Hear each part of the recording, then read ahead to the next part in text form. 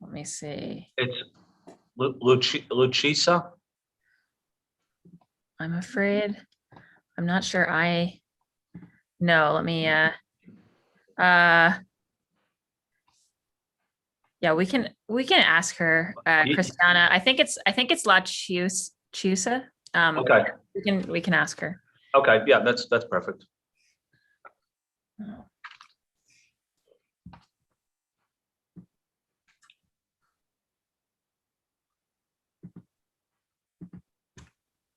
Just an FYI, we're streaming live.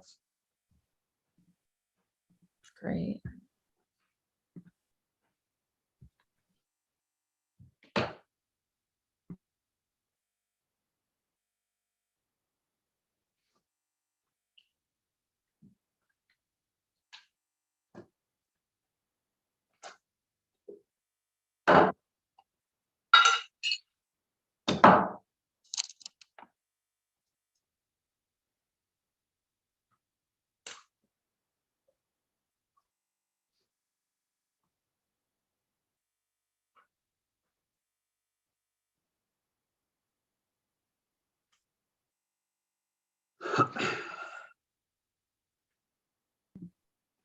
Chief Osgood, thanks for joining us.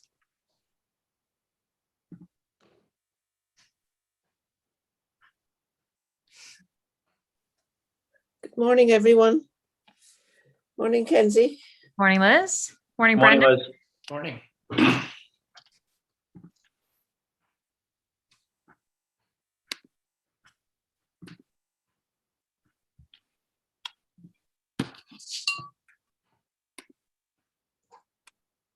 Morning, Brendan. Morning. Thanks for having me. Glad that you're here with us. Thank you. Yeah, and Christiana from Livable Streets and I put together a few slides together. So. Okay. Great, thanks so much. And we were just wondering, do you know how to say Christiana's last name? Is it? I will butcher it worse than you. All right, we'll just wait for her. I think I default to just calling her Christiana, so which is not very fair, but there you go. Sounds like it's Lacuzia. I think that's right. Lacuzia. That's what I've just gotten a phone a friend kind of text. So Sure. I've got a lifeline there. yeah, exactly.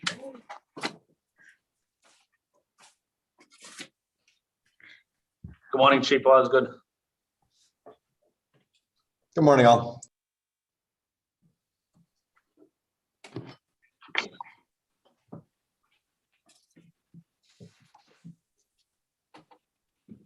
Kerry, do you want to tell us when is a good time to start?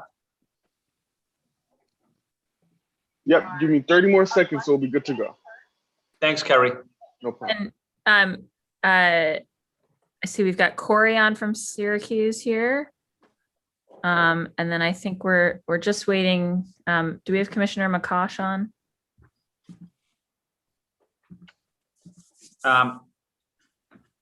Kenzie, I spoke to her yesterday, and she won't be joining us today. Hi, Councillor Chantal. Yeah, she won't be joining us today. It will just be Public Works today with us. No worries. No worries.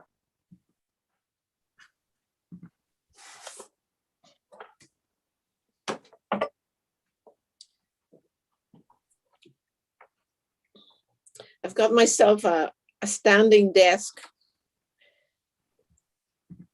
apparatus that I can get myself up and down to stand at my desk and not sit all day when we have back-to-back meetings, which is, so if you see me bouncing up and going up and down, it's I'm taking a seat. That's good. Corey, thank you so much for being here with us. Thank you so much for having me.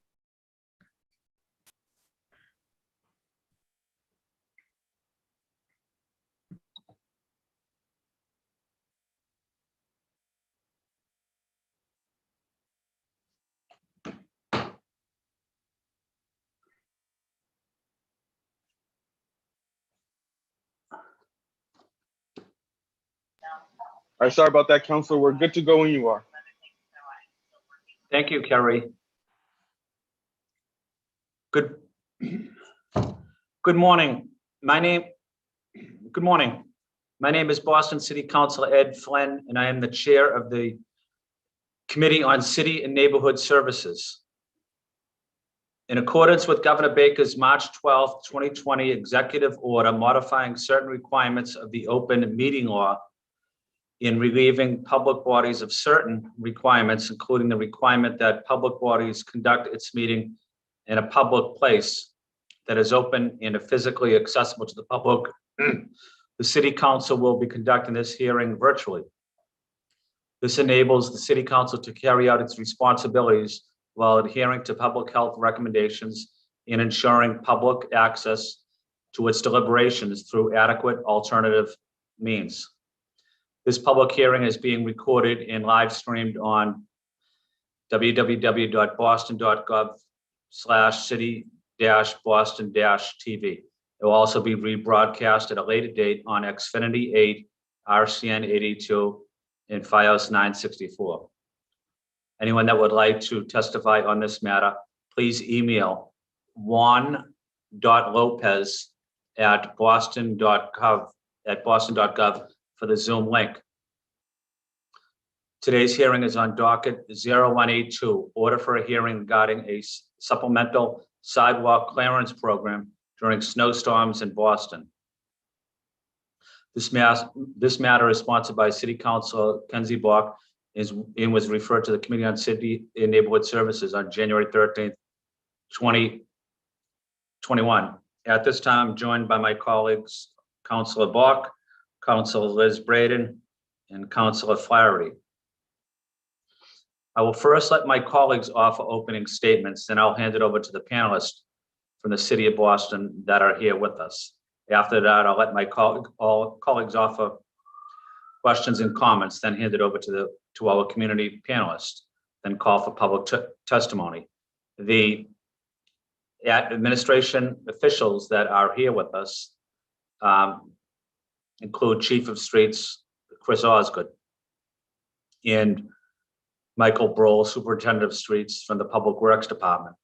Also from Community Advocates panel, we have Brendan Kearney, who's the Deputy Director of Walk Boston, Christina LaCuzia, who is the Director of Transit and Outreach at Livable Streets Alliance, and Corey Driscoll Dunham, Chief Operating Officer for the City of Syracuse.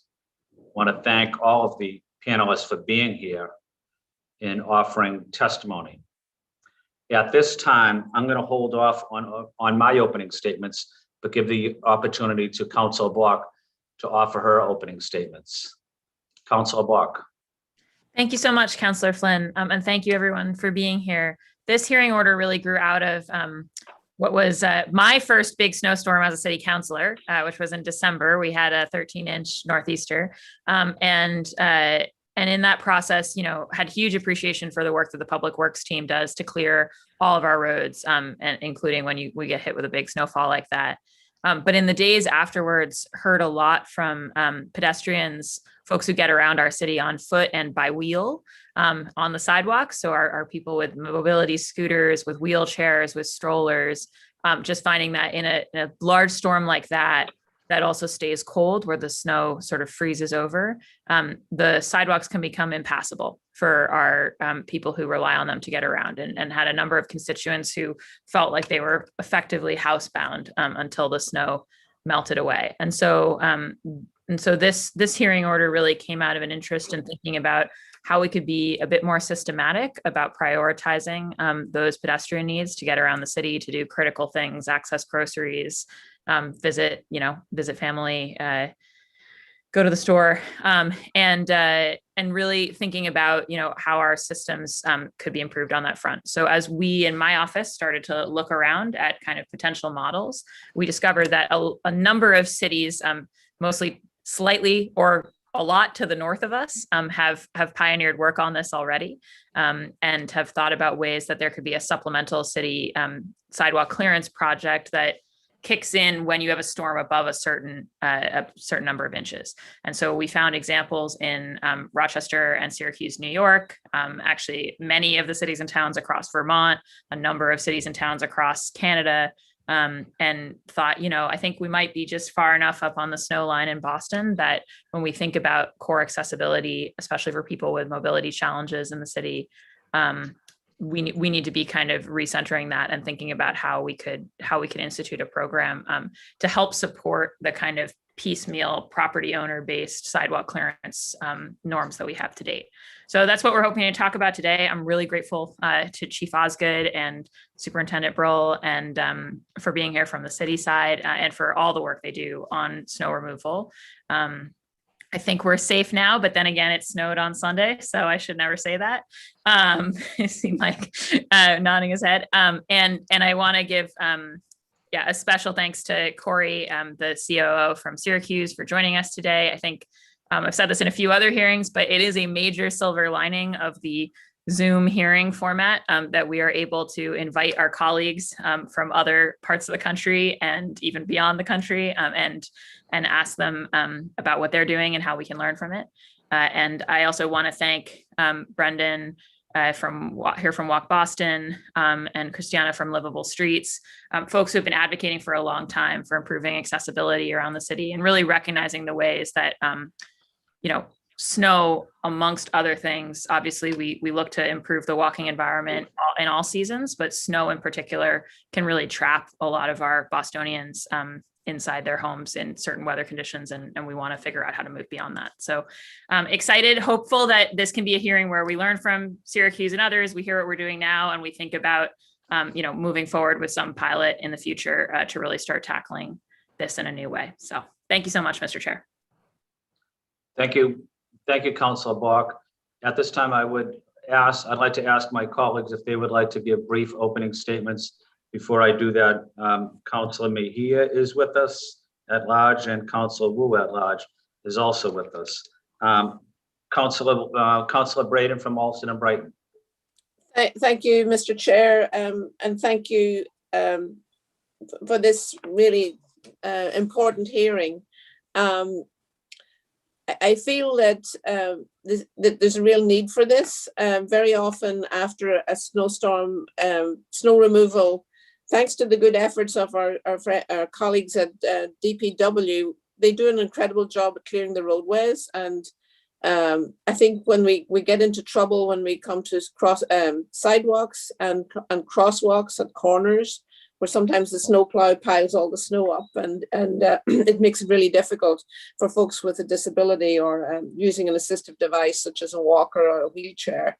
My background is as a physical therapist, and I know that when an elder has a fall and breaks their hip, it can be ultimately a life-threatening in the longer term, a life-threatening situation. Despite the modern advances in orthopedic surgery, I feel that many of our frail elders, their life is greatly impacted, the quality of their life and their life expectancy is greatly impacted by that experience. I also feel we have an issue with absentee landlords in our neighborhood who are not necessarily as diligent about clearing their sidewalks and removing leaves and snow and ice from the sidewalks so that they're passable and safe for other pedestrians. And again, we have issues with the bus stops as well. Crosswalks and bus stops are the two big areas that really impact people's ability to get around and after a snowstorm. So I really look forward to the conversation and thank you so much. Thank you, Councilor Braden. Councilor Flaherty at large. Good morning, and thank you, Chairman Flynn, for hosting the hearing and also for the lead sponsor, Councilor Bach, for filing. My office routinely gets calls and emails about sidewalks in high traffic areas, particularly near bus stops that are not shoveled during storms, and it's probably more, the onus is probably more on the MBTA for that, but our Public Works Department does a great job on behalf of the city. Oftentimes, many calls we get are a result of different jurisdictions, in some instances, private companies, working to clear, driveways and sidewalks, and other entities at different times throughout the day or evening of a storm. And then oftentimes the city is being called in to clean up the mess, I should say. So this hearing is obviously, it's an important opportunity to explore how we could discuss efforts, particularly expanding efforts of our public works department. I know from experience, I think during the previous administration, or at least during the Joe Canavan Casaza days, I want to say we had a team of maybe 400 plus, and I'm not quite sure we have that type of manpower. So I'd be interested to hear from Commissioner Brule and Chief Osgood as to sort of where the workforce piece of this has gone, helping our efforts here to throw a shoulder into the snow removal. But I'm also interested in learning, about a program like this and whether or not it makes sense. I want to talk about manpower. I want to talk about liability, making sure that we don't incur any liability in that situation where we make efforts to clear, private sidewalks of snow, and then there's a trip and fall incident, and then there's the finger pointing, making sure that as a municipality we don't incur all of that litigation, if you will. So again, interesting concept. Probably something more on a sort of a seasonal / temporary job opportunity for our department, but really want to talk to the folks that do it better than anybody. And I'd like to give Commissioner Brule a shout out for the work that he did this winter during the snowstorms that we had. And hopefully, knock on wood, I don't want to jinx this, but other than this cold burst here, I'm hoping that we're out of the snow removal business until next season. But again, thank you for the work that you guys do and the team and all those unsung heroes that work in those trucks behind those plows and that are elbows and shoulders behind the shovels that we don't often see, but we know make a great difference here in the city. Thank you, Mr. Chairman. Thank you, Councilor Flaherty. At-large Councilor Julia Mejia. Yes, thank you to the chair and to the sponsor for holding this hearing. When our office first heard about this hearing, everyone had their own nightmare story about how snow removal looks like in Boston. We've seen people in wheelchairs trying to access snow-covered crosswalks, businesses being blocked out by snowbanks, and differences in sidewalk clearance from one neighborhood to another. We know that our snow remover team works incredibly hard at a moment's notice, and we really do appreciate that in their efforts to clean up our streets and sidewalks. We have an opportunity here today to make those services better so that everybody has the ability to safely walk through our streets. I'm particularly curious about just the type of information that we share with landlords and businesses, because sometimes, I don't know about y'all, but sometimes the way that people shovel, it's like a little thin little line, and it's like, okay, you're gonna put one foot in front of the other just to get through. So I think that in terms of educating the public about what safe snow removal looks like, I think maybe we need to drop a graph or sorts of what that looks like, because we make a lot of assumptions that people know what snow removal is, but I have literally walked down streets and I'm like, yo, like this is really not removed. Like it's like a little slither, a line, and you're trying to walk a tightrope. And if you have a disability, it just makes it a lot harder for people. So I just really want to dig into also the educational component of it and making sure that people understand what it looks like. Thank you. Thank you, Councilor Mejia. At-large City Councilor Michelle Wu.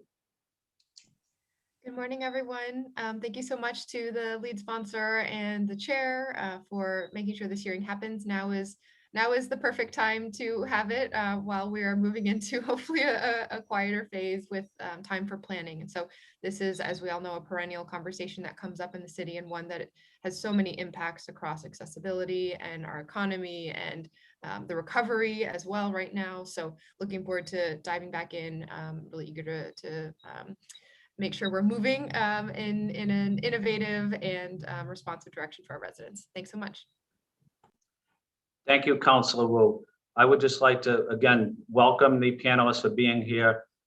I also wanted to highlight the incredible work our Public Works team does every year, day in and day out.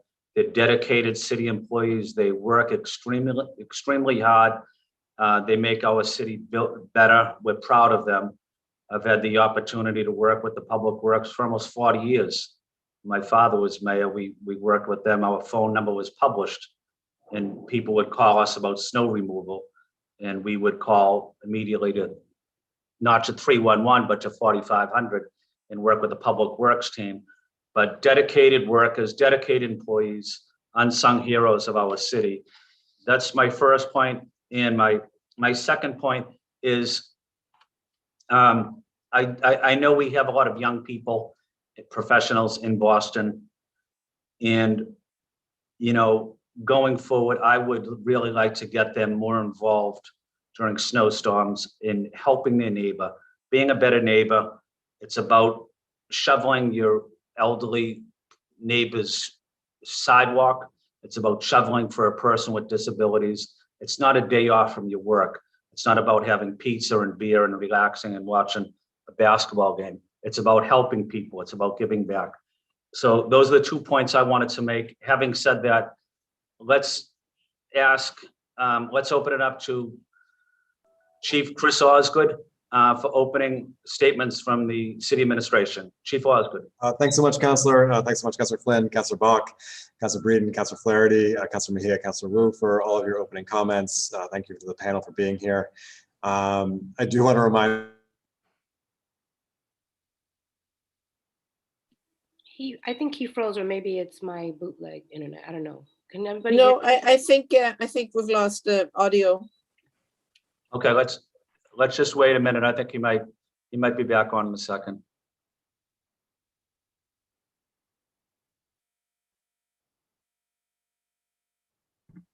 These are the not silver linings of Zoom hearings.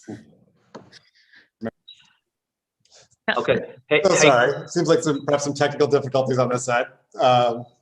Yeah, Chris, we missed almost all of your presentation. Perfect. You looks good doing it, Chris, but we just weren't able to hear you.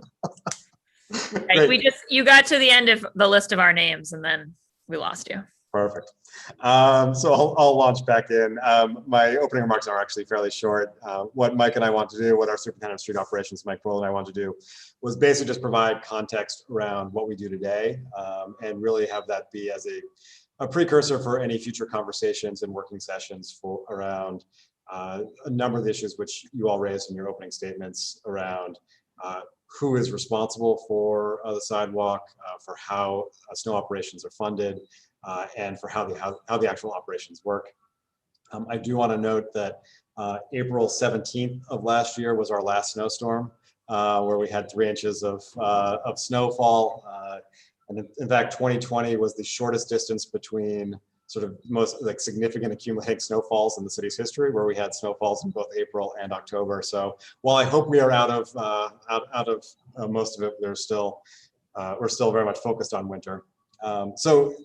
Just quickly, first on the legal side, I'm going to talk budget side and then the operational side. On the legal side, this gets in some ways to Councilor Flaherty's points. The responsibility around snow is shared by many departments as well as by property owners across the city. In terms of the roads, the city-owned roads, the snow plowing and salting of those roads is really the responsibility of the Public Works Department. State-owned roads are obviously the responsibility of the state. Sidewalks, the municipal code places that responsibility on the adjacent property owner, and obviously where that adjacent property is city-owned, whether it's a case of a city-owned bridge, a park, a public works yard, et cetera, it is that city's department to be able to take care of those adjacent sidewalks.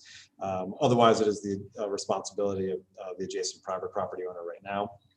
And the rules, as folks I think are very well aware, are that those sidewalks need to be clear and passable within 3 hours after the end of the snowfall, or 3 hours after dawn if the snow stops falling overnight. And to Councilor Mejia's point, the rules are that you must be able to provide a 42-inch clear path of travel, which is the standard that we look to hold property owners to. And that's what's currently in the municipal code.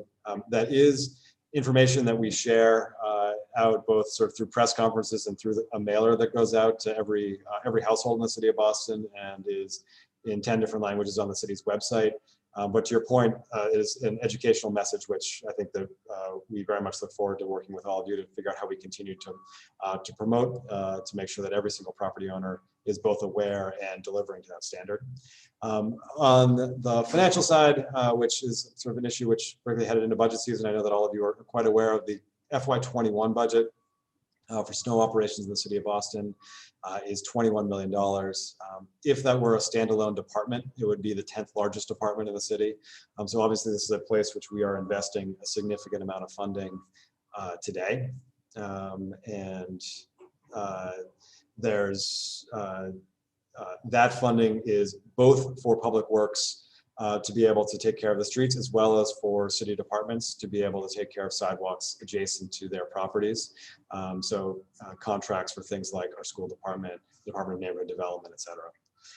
Operationally, as has been referenced during the course of this call, the Public Works Department really through first and foremost what is today a workforce of 150 people in the Highway Operations Division, really focuses on plowing the roads, salting the roads. That work is then supplemented through 15 contracts geographically spread throughout the entire city, which allow us for our most significant snowstorms, the type that Councilor Bach referenced, like the December snowstorm we had in 2020, where about 13 inches of snow fell.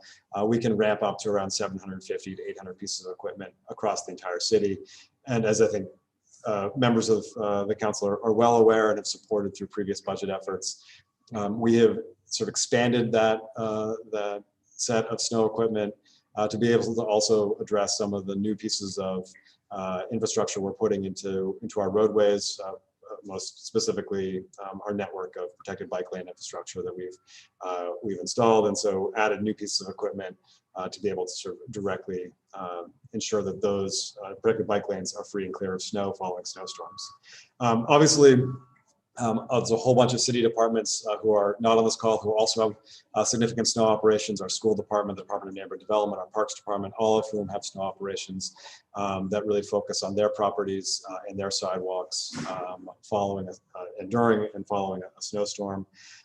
And we, in addition to the educational efforts that we push through social media, through press releases, through the mailer around property owner responsibilities, we also do follow up with enforcement through the Code Enforcement Division within the Public Works Department following every snowstorm, where our code enforcement team will be out making sure that property owners have been able to provide do appropriate snow clearance, and there's a sort of graduated fine schedule based upon the type of property. If a property owner has failed to shovel their sidewalk and that property is a residential building with 16 units or less, or fewer than 16 units, it's a $50 fine. Above 16 units, it's a $100 fine. A commercial property, it's a $200 fine. And they will issue tickets accordingly, sort of following up on the educational side with enforcement side to really make sure that, to Councilor Mejia's point, that people are aware of the standards and that we are collectively being able to provide a city which every single person can be able to get around. Just a final bit of quick context that Mike and I want to provide. While there is really no such thing as a typical winter in Boston, this past 2020-2021 sort of winter has been so far a pretty good benchmark for what winters can be like in our city, where we have at least one sort of significant snowfall. So far, the one that has happened so far was that one in December. Several snowfalls that are sort of in the 4-inch to 10-inch range. We've had 3 such snowfalls so far over the course of this winter. And then another sort of 10 or so that are fewer than 3 inches, and then a dozen at least sort of icing events or snow squalls like the one that happened this past Sunday, where teams are also out making sure that roads are appropriately salted and safe for travel. And to Councilor Bach's sort of remarks, and I think something which we are all familiar with, it's really those larger snowstorms that are followed by deeper freezes, where the most sort of concerns are raised around sidewalks, around intersections. And we look forward to continuing the conversation with all of you about how the city through its operations, through its budget, through sort of the city ordinance can think about how we ensure that all of our residents are able to get around. So unless Mike has anything to be able to add, I think we're open for questions. No, I think I'd just say, Chris, as always, you hit everything. I would just note that when we talk about snow events, it's what used to be the old clipper that you would see on the forecast, which was a quick hit. We're getting longer duration snowstorms. So when we talk about how many events, we also talk about lengths of events and how manpower plays into that and making that 150 or so workforce here safely throughout it. These events are, they don't just end with the snowfall. They end with folks shoveling out the next day and, refilling a street. So it's very much appreciated, the council's kind words about the efforts of the men and women of Public Works. The winter months are very hard on them, and they step up to the challenge every year. And that challenge is just growing with the network of bike lanes that the chief has mentioned, and looking forward to hearing what ideas we have that are coming from neighboring towns or cities or states, and how the city as a whole can kind of look at always providing the best service we can provide safely. Thanks, Chief. Thank you, Superintendent Broll. Thank you, Chief Osgood. I also want to acknowledge my colleague from Dorchester, City Councilor Frank Baker. Thank you, Councilor Baker. Councilor Bach, I'd like to start with questions from our colleagues to the administration panel. Would you like to start first, Councilor Bach? Sure. I'll just ask a couple of quick questions. And thank you so much for all of that. And just want to emphasize how much we appreciate the work that gets done on this already.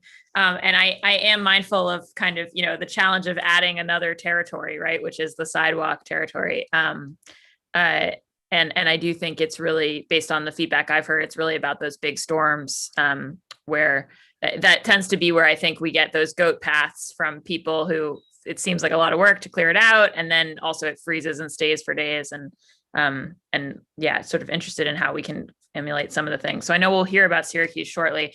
I wondered if you could just speak a little bit to the city departments kind of across the board are finding ways to clear various sidewalk portfolios already because of the sidewalks that are adjacent to their property. So I wonder if you could speak, obviously from Public Works' perspective, the ones that you're responsible for, but also kind of what about what BPS is doing and parks and such, kind of what types of equipment we use already for clearing significant sidewalk portfolios, and sort of, whether if we were going to invest in a supplemental kind of sidewalk clearance program, whether it would be a case of kind of, acquiring more of that type of equipment, if the stuff that we're using for the clearing the bike lanes could be double purpose for that or not really, because it's concrete instead of asphalt. Just kind of curious about that operational aspect. And then related to that also, whether on the sidewalk side, for the sidewalks that the city does clear, whether we use something different salt wise from what we use on the roads, or if it's the same. So those were just two. I mean, to me, it's like to do an expansion like this, it's people, power, equipment, and salt equivalent. So I just wanted to ask about those pieces. Mike, do you want to talk Public Works on the sort of yard and bridge? Sure. So where we do step onto a sidewalk, it's a bridge deck. So there's the total portfolio of bridges across the city. Well, we own some, the MBTA owns some, and MassDOT owns some. We've actually worked out, and it wasn't we, it's previous administration worked out an operation where each of these three agencies have a different area of the city. So we've got an area where we clear whether we own that bridge or not. MBTA will have a different section of the city, and MassDOT as well. So that's one section of sidewalks that we clear. We also clear sidewalks abutting any one of our 8 district yards. So that's, for folks out there, that's the Highland Street yard, that's the Dana Ave yard, the Western Ave yard, and the like. So we clear those to city code. If you listen to the Public Works radio throughout a snowstorm, people who are working very hard in the street are often reminded by people like me to make sure they're hitting their sidewalks. We do use salt when it's one of those events. There are some times where we'll use a substance called urea. It doesn't eat away at the concrete as fast. It's I guess less abrasive material we tend to use from our bridge team. That isn't always the case. Sometimes, we're throwing salt to keep up with the storm, to make sure we maintain that 48 plus inches and maintain the safest path to travel. That's so that would be the public. Oh, I'm sorry. And then one of the pieces is our muni lots. We've got Public Works took over the care and maintenance of our municipal lots about a year ago. So this is our first winter with them. So while the contractor's clearing that lot as well, we're also caring for that sidewalk. And again, we don't go to the 48 inches. We go to the clear full sidewalk to provide the service that we hope everyone's providing. And what do you use equipment wise to do that? So this, for the bridges, we have we use contractors who come in and they can shovel. I mean, they can literally use the old-fashioned shovel and toss salt. We do own a couple through our bridge department, small sidewalk machines. They're very lightweight. They don't travel as far, so those would do our bridges that are closest to our frontage road yard. Luckily, we do have a lot of bridges in that Berkeley, Herald, frontage. East 4th stretch. West 4th stretch. They're very small, lightweight pieces of equipment that aren't capable to traverse to Hyde Park.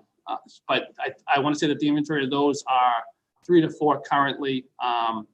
But again, a lot of it's shovel. A lot of it is through our bridge superintendent has a contracts out with small landscaping companies that will go the old method to clear the sidewalks on those bridges. And then in the muni lots, the contractors there will use shovels where they have to on the smaller. There's a lot on Center Street that's got a real small across from the school, a real small sidewalk. They got to go shovel there. When they can use their larger piece of snow blowers, they'll actually use those. It's really everything's dependent on what they have and then what that asset looks like for access. Mm-hmm. And the last question for me is just because I have more questions once we hear from Syracuse, but what is there a map for you guys sort of like no man's lands?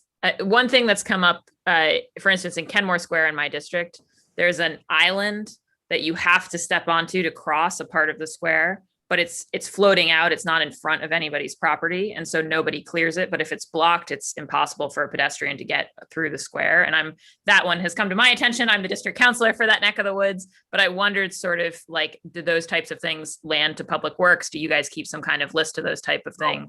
How do you handle them? So Councilor Bach, you've got a few of those. You've got some on Summit that where the old Champions restaurant is down near the hotels and the backside of the Prue.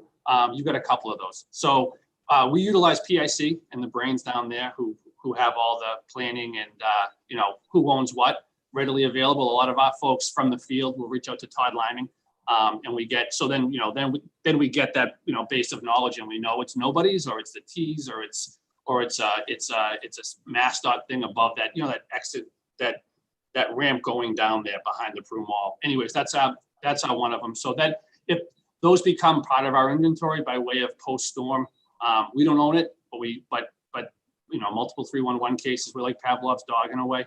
The bell gets rung, and if no one owns it, we got to address it. So that's how we come to know those spots and then know them redundantly. Got it. And sorry, Mr. Chairman, I said it was my last one, but my one other is just what is the current department policy on like piling snow into the crosswalk path? Because that's, I think, one of the major things we hear is in clearing the street, the way clear to the crosswalk gets blocked. We certainly have no policy stating pile snow into crosswalks. So that's the fresh answer. But in reality, these folks are pushing snow. We've got an 800 piece equipment snowstorm like the December one, rightfully so. We've got multiple pieces of equipment. I think the policy is less a policy and it's more of a reaction piece that, if we see a problem, we shouldn't see a problem twice in that area. They are pushing snow. We are trying to move it in between cars and some other issues, but we don't advocate push, and we don't appreciate when that happens, and we have to react to it after the fact. With those 150 employees in there is about 40-ish snow inspectors, we call them, and they're highlighting those spots so we don't have them a second time. Great, thank you. Thank you, Councilor Thank you, Councilor Bach. Councilor Braden, you have any questions for Thank our you. panel? Thank you. Yes, again,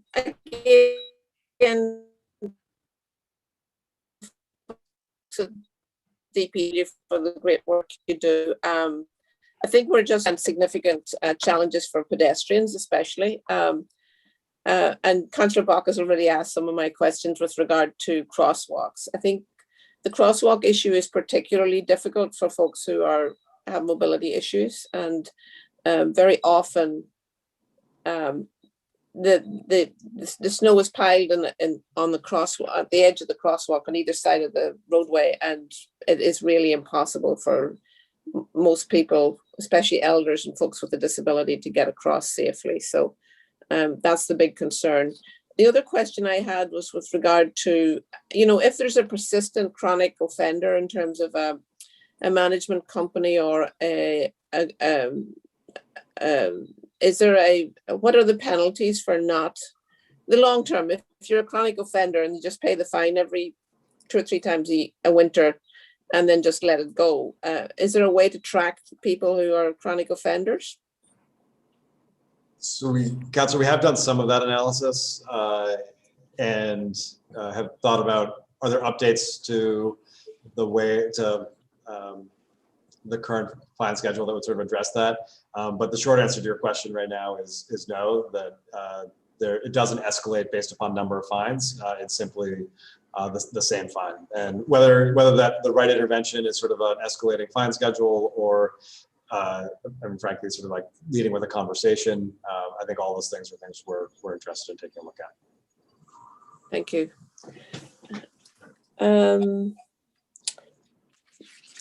The no man's land issue in terms of the crosswalks, like traffic islands tend to be a big problem as well. You can get the crosswalk might be cleared, but then when you get to the other side, there's a traffic island that's totally just a mound of snow that you can't walk in. So again, I'd just like to flag that issue as a concern. I'm sure I'm going to have more questions when we hear from our folks from Syracuse, but that's all for me now. Thank you. Thank you, Councilor Braden. Thank you, Councilor Braden. I failed to mention City Councilor Anissa Sabi George is with us. I want to thank Councilor Sabi George. Next up, at large City Councilor. Next up is City Councilor Michael Flaherty. Thank you, Mr. Chairman. And these are questions that are probably more suited for a working session, if that is the desire of the chair and the lead sponsor. I guess just wanted to see whether or not DPW had any hesitations or concerns about a program like this. Wanted to know whether or not any other cities and towns in the Commonwealth have any programs like this. And then obviously want to know, get DPW's perspective on what a potential budget for a program like this would look like in terms of the costs associated with it, and then flush out some of the liability issues. I'm assuming that would have to be careful around the code as to whether or not if we made changes to the code that might open us up to some liability. So I think the language would obviously, and again, this may be more appropriate for a working session if the chair and sponsor see fit. But that's where I'm at, is whether or not they have any hesitations. Is there any other program similar to this in the Commonwealth, and what the cost associated and the liability would be? So, Councilor, I'm happy to sort of start it, and Mike, please feel free to add, correct. I think we are very familiar with this challenge, and we, as a city, have certainly an interest in working together, working with all of you to figure out how do we actually think about those changes, whether it's to code, to our educational efforts, our enforcement efforts, our operations, and consequently, Councilor, to your point, kind of budget impacts of sort of any alterations to our service. I think there's a couple of different paths that it could take, and perhaps your point around a working session maybe is the sort of the right way, the right forum to kind of work through what some of those could look like. One is simply building off of the existing approach, which is around this current delineation of responsibility, but perhaps a bit to Councilor McGeeh's point, do we find ways to both increase our educational efforts around responsibilities, and to Councilor Breeden's point, also think about changes to enforcement that might complement that, where there's not really a change in core city operations. We're just simply sort of pushing the civic engagement message more. At the other end of the spectrum, we something which is much more comprehensive of a supplemental snow clearance or program on sidewalks citywide, which obviously, to Councilor Bach's point, has some very significant impacts on the staffing that might be needed and the equipment that might be needed, but gets at some of the concerns that are being raised in this call. And then, somewhere in the middle between those two is a little bit of what Councilor Breed and Councilor Bach, you both referenced. Are there some targeted interventions that we can be looking at that are more around some of the intersections or medians or crossing islands, some of which we are already doing. I think all of those things come with implications of, frankly, which city department is taking those on, how do we fund it, staff it, and prioritize appropriately. But I think all of those things are directions that we're happy to learn from other cities and towns on, hear from our advocate partners who are on this call on, and hear from all of you on, and engage in further conversations. But Mike, other thoughts on that? And feel free to correct. I'd specifically to the council's question about the ability and willingness to take on the challenge. And we do 850 miles of roadway, and we do it in large part because of Chief Hooley, Commissioner Dempsey, Commissioner Long, and in constant communication with them to make sure apparatus and ambulances can get where they need to go, even in 2-inch-an-hour snowstorms. And that's always been the focus of Public Works snow and ice response. It's something that we have to make sure that we keep. I mean, we're a city of hills, right? And it's in snow we talk. If you heard the radio chat, and you shouldn't hear all of it, but if you heard it, you'd hear talk of Parker Hill, Fairmont, Wellington Hills, and Savin Hill. You just do. We've got 1,400 miles of sidewalks in the city. We have 24,000 ped ramps. That's a lot of work. That's a lot of thought, and to the point about maybe a working session or something like that. It would take a really good thought and some good ideas, and never mind resources, but the care and custody of 850 miles of roadway in a snowstorm for public safety is Public Works' #1 priority. It's not a perfect game, but it's something that we have to constantly stay diligent on and worry about. And so, to your point, Council Flaherty, it would be a tough thought to expend energy off of that priority from this small unit. Doesn't it's an extra portfolio, I think was the word that was mentioned. That has to be somewhere where it can be done appropriately and effectively and be successful. So I just leave it at that, I think. Thank you, Councilor Flaherty. We're also joined by our colleague, City Councilor Matt O'Malley, District City Councilor, and District City Councilor Lydia Edwards as well. Thank you, councilors. Next up, City Councilor at Large Mejia. Councilor Mejia. Yes, thank you. I'm just curious, how was the 42-inch clearing determined, and what is the reasoning behind it? Do we know if that's the standard in other cities? And I'm also curious, how does the city connect with local community organizations, main streets, civic associations, et cetera, to inform them about how the city of Boston is addressing snow removal? Going back to the question around that community engagement and education, I think that partnering up with some of these local organizations might be a good way. And I think 42 inches, it might be helpful for us to kind of show a visual of what that looks like, because I'll Google it and show me a graph of what that looks like. So I think that it goes back again to my point around understanding information and really being explicit about what that looks like through visuals might be a really great way to show what a properly cleared out situation looks like. So that's just something I just wanted to just add and share with you all. And then I'm just curious if the MBTA or other state-owned property that is not properly shoveled, how does the city bring that to the state's attention? What kind of what's their accountability for what that looks like on the state level? So taking those in reverse order, we do find our code enforcement division, with credit to Mike and to Brian Coughlin, they do issue fines to to anyone, including ourselves.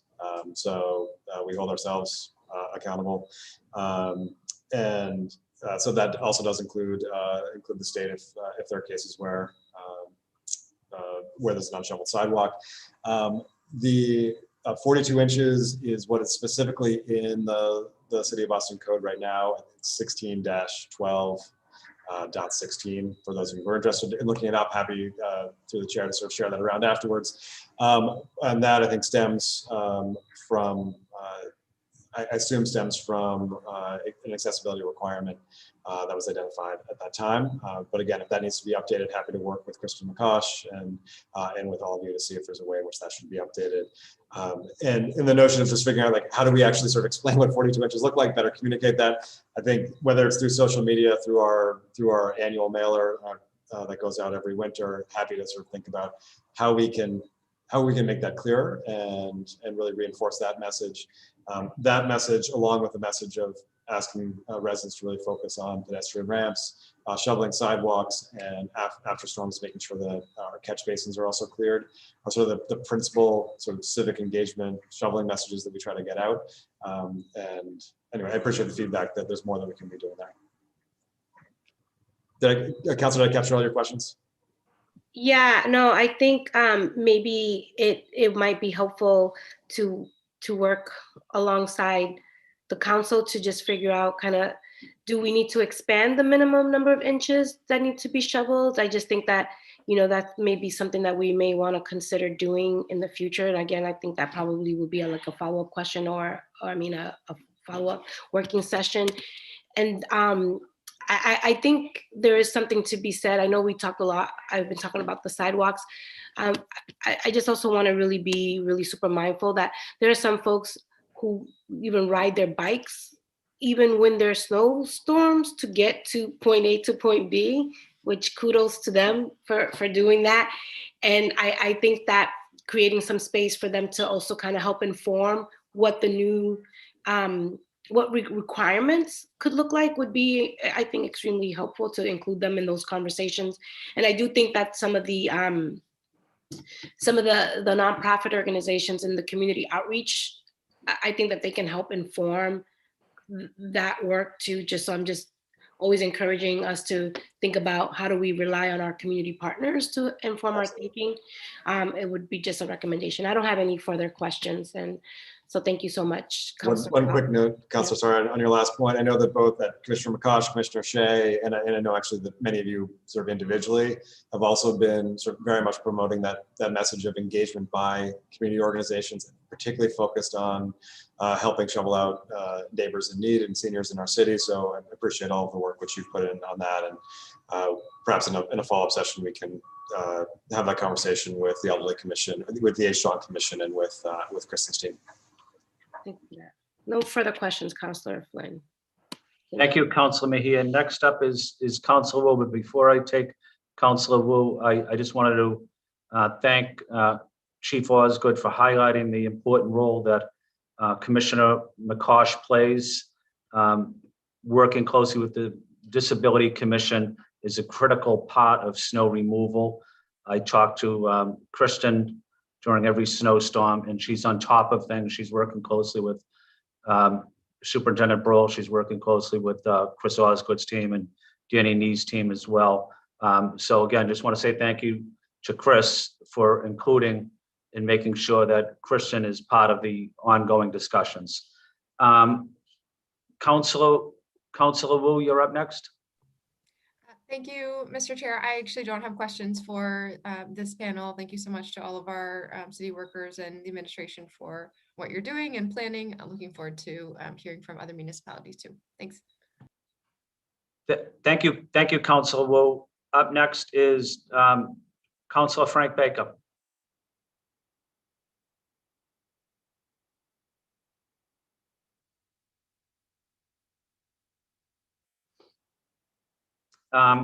We'll go back to Frank. Up next will be City Councilor Anissa Sabi George. Thank you, Mr. Chair. I was just going to fill up my coffee cup. And thank you for everyone who's here today. I tuned in a few minutes late, so I hope I'm not asking any questions, but just a follow-up question on the city and state property that's not properly shoveled. How much money have we collected in fines, in particular from the state? That's what I'm most interested in.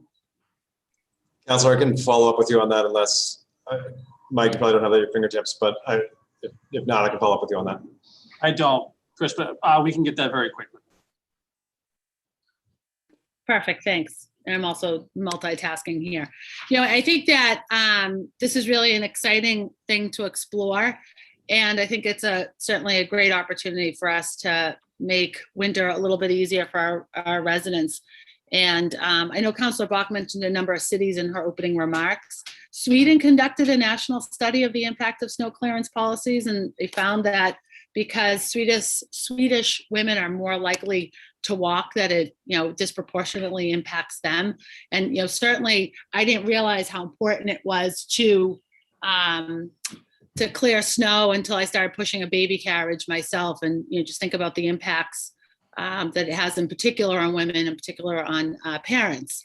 It's, you know, the need to do this quickly is really important. And I think, you know, Councilor Mejia's point around working with community organizations, and in particular our Main Streets districts, when we think about accessing our local business districts, how important all of that is. So just, you know, grateful for the attention to this, and, you know, want to just, you know, understand, you know, how often we're fining, how much we're collecting in fines, especially on that state piece, and just how we, you know, can work more collaboratively to get this done across our city. So just grateful for the topic and the opportunity to listen and to learn, and to do more. Thank you. Thank you, Mr. Chair, and thank you to the maker. Thank you, Councilor Sabi George. Next up is City Councilor Matt O'Malley. But before I go to Matt, I just wanted to give a City Council shout out to Matt Walsh, Brandon Turner, and Sean McLaughlin for excellent work as well. I failed to mention them. I want to say thank you. City Councilor O'Malley. Thank you, Mr. Chairman. Good morning, ladies and gentlemen. I apologize. I was joining this Zoom call a little bit late. Obviously, want to thank the maker, Councilor Bach, for her leadership here. As my 11th and final year on this body wraps up, I would be remiss if I didn't also acknowledge the incredible work of Chief Osgood and Commissioner Broll, both of whom have more years in this as in public service than I do, but have been amazing partners in this. And in my time on this body, we've seen the snowiest winter in Boston's history in 2014, 2015. And I don't think 2019, 2020 was the least snowy winter, but it was certainly one of the lesser amounts. Obviously, climate change has played a significant role in these major weather events, and we're seeing it reflected in how the city can operate. But again, I don't want to be remiss. I know many of the advocates I've got to know through the years as well. We go back to that 2014, 2015 winter, when in the month of February of 15, I think we got something like 20 times the average amount of snow, and it had snowed something like 23 out of 28 days. And it was difficult, but I think the men and women of the Boston Public Works Department have just always served with honor and distinction. And I would be remiss if I didn't mention Freddie Mycroft, who I affectionately refer to as my big brother from District 6, who has done yeoman's work for many, many years. So we are all grateful of that. Looking at ways that we can even improve upon is obviously a worthwhile and important conversation to have. This is something we've been talking about for many, many years. I started the hydrant program for our Boston's youth, which has been enormously successful. I don't know the exact number because we have many repeat customers, but there have been hundreds, if not more than 1,000 hydrants dug out over the last several years, as well as working with some of our non-partnerships. You correctly mentioned Commissioner McCosh, Councillor Flynn, or Chairman Flynn, also looking at Commissioner Shea and the Elderly Commission. We've partnered with organizations like Age Well, West Roxbury, to try to create some partnerships. I know my staff's been out there helping some of our older neighbors as well, and great volunteer organizations like obviously Walk Boston, but Walk Up Rosendale, and so many others that literally are out there. So we know this is a collaborative effort. in any way that we can support the efforts and bolster the efforts. We also know there's a price associated with it. And as I mentioned, the snowfall can be inconsistent. So it's somewhat difficult to budget for this, but obviously it's a worthwhile expenditure to make sure that we can have the programs and the support. Having said all this, I know that we're going to hear from some panels from Syracuse and others, so this is more of a statement than a question. But suffice it to say, Chief Osgood, and as you sort of transition in your new role next week, a driving factor of my final budget on this body is going to make sure that our public works departments have the resources that they need. We anticipate this is going to be a lean budget, but we know going forward that we need to make sure the resources are there to you, Chief Brohl, and the men and women who work in public works. Thank you for a job well done. Thank you for the advocates for your tireless work, and thank you for my colleagues for your leadership. That's all. Thank you. Thank you, Councilor O'Malley, and thank you for your incredible leadership on this important issue and getting young people involved in that shoveling out the hydrant program, working with the fire department. That's what this city's all about, is working together. Boston works best when we work together. So thank you, Councilor O'Malley. Councilor Baker?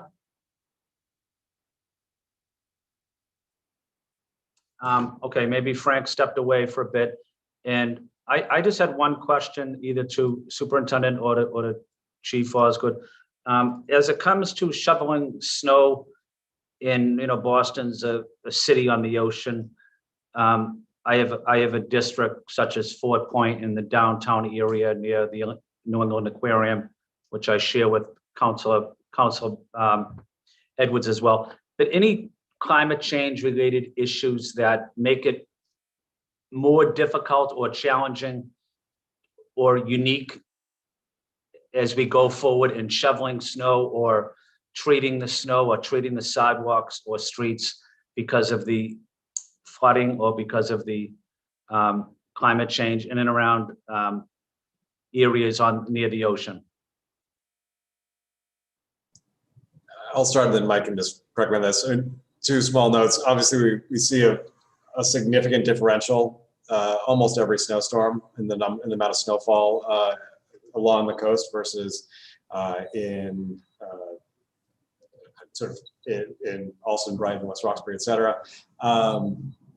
Normally sort of, it could be as much as 2, 3 inches, 4 inches in some of the more significant snowfalls, where the ocean's playing essentially a steadying effect on the sort of air temperatures in the sort of closer to the shore. Obviously, we have seen in January and in March of 2019, sort of significant inland flooding because of significant storm surge, and obviously that impacted our snow operations during the course of those 2 major nor'easters. To the extent that we see sort of, there's obviously some potential for that to continue in the days ahead. And so part of that is how we think about making the city overall more resilient against storm surge and against sea level rise. I don't know, Mike, other thoughts? No, I think that king tide married up with that snow event, and it certainly did hamper operations as far as our frontage road facility sitting on top of that same Fort Point channel. We had some flooding underneath us that came up.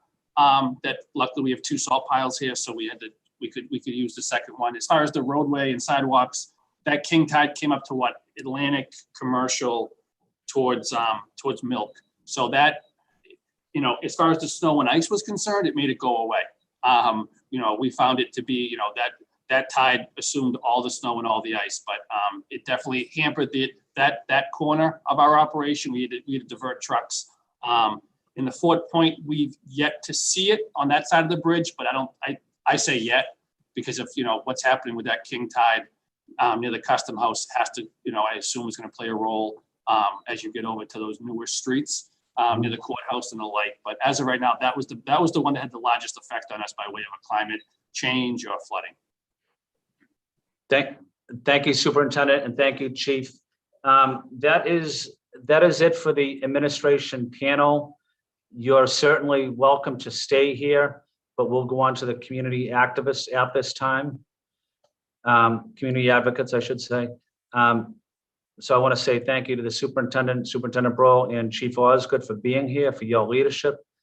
At this time, the community advocates include Brendan Kearney, who's the Deputy Director from Walk Boston, as we mentioned. Christina, I just want to make sure I'm pronouncing it correctly. Lacuzia. Christina Lacuzia, Director of Transit Outreach, Livable Streets Alliance, and Corey Driscoll Dunham, who's the Chief Operating Officer for the City of Syracuse, New York, home of the Orange Men. It's one of my favorite basketball teams and football teams.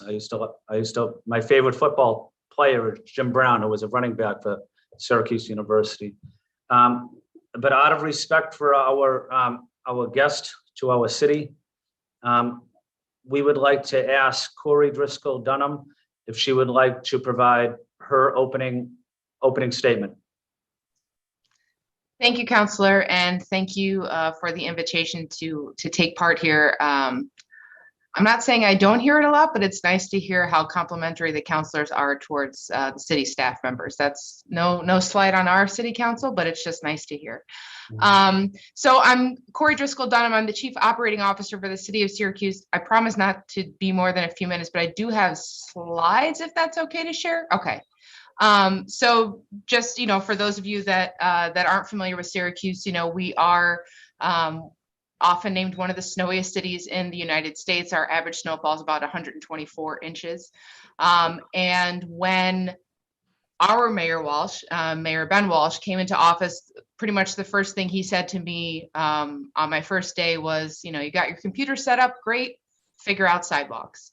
And so that's what we have been working. That's been a major priority that we've been working on. And obviously, given our snowy climate, sidewalk snow removal was a priority. So let me see if I can do this. Can everybody see that? Yes, we can. Okay, so this is just a very quick summary just to show how much in the city of Syracuse we have talked about sidewalks. It has been many years of talk, articles, at least an article, a couple a year, just highlighting the fact that despite being one of the snowiest cities in the country, we had yet to figure out how to effectively remove snow from our sidewalks. And it just seemed to be why can't you figure this out? And so what we really we narrowed it down to three options. One was enhanced enforcement. So we could certainly increase the fine. We could change the ordinance, make it easier for folks to follow, make it easier for our folks to enforce.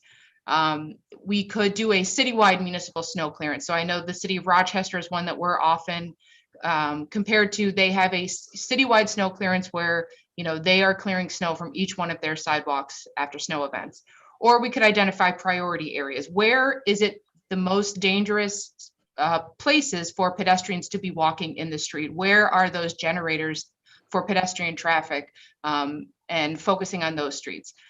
I spent about 3.5 years of my career in code enforcement, and code enforcement is great at documenting the issue, but in terms of snow clearance, code enforcement, at least for the city of Syracuse, doesn't get the house painted. It documents that the house needs to be painted. It might initiate the fines for not painting that house, but it doesn't actually go out there and paint the house. And our priority with this program was to clear the sidewalks, not necessarily to, it's also staff intensive. Again, these are for Syracuse's resources to have someone take the call that the sidewalk hasn't been cleared, send out the inspector, do the inspection, issue the ticket, follow up on the ticket, follow up to see whether or not somebody has cleared it, engage with the property owner. It's very resource heavy, and certainly it does work in other municipalities, but for our municipality, it just didn't seem to make sense because we wanted to just get the sidewalks cleared. So what we did was we identified existing efforts. So where are we currently clearing for parks? Where are we currently clearing for city-owned properties? Where is the school district that we don't oversee? It's a separate agency. Where are they clearing snow?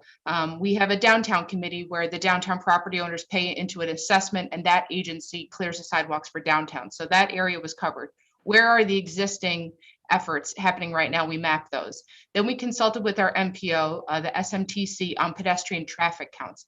Where are those principal arterials? Where is the highest demand for pedestrian traffic? We really sort of identified we're not going to be able to go from 0 to 100 in 1 year. We're not going to be able to clear all of our sidewalks in 1 year. And so what we decided to do was focus on those priority areas and found out where those gaps are. If there was a block in between where the downtown committee was clearing and a park, we tried to fill in that gap so there would be a continuous cleared sidewalk. So Syracuse is about 475 miles of city streets. The journey of 1,000 miles starts with a single step. So we scaled it to a place that we thought, both in terms of size, but also in terms of resources, we would be able to handle. So we identified 20 miles of city streets, not necessarily where the most people were walking, but where it was most dangerous for people to be walking in the street. So it took into account vehicular traffic and other, the topography of the street, the character of the street, so that we were targeting, where it was most dangerous for people to be walking in the street. So that's what we did the first winter. The second winter, we doubled it to 38 miles. So that's 20 miles of city streets. That's generally 40 miles of sidewalk. So 38 miles of city streets, we were clearing about 76 miles of sidewalks.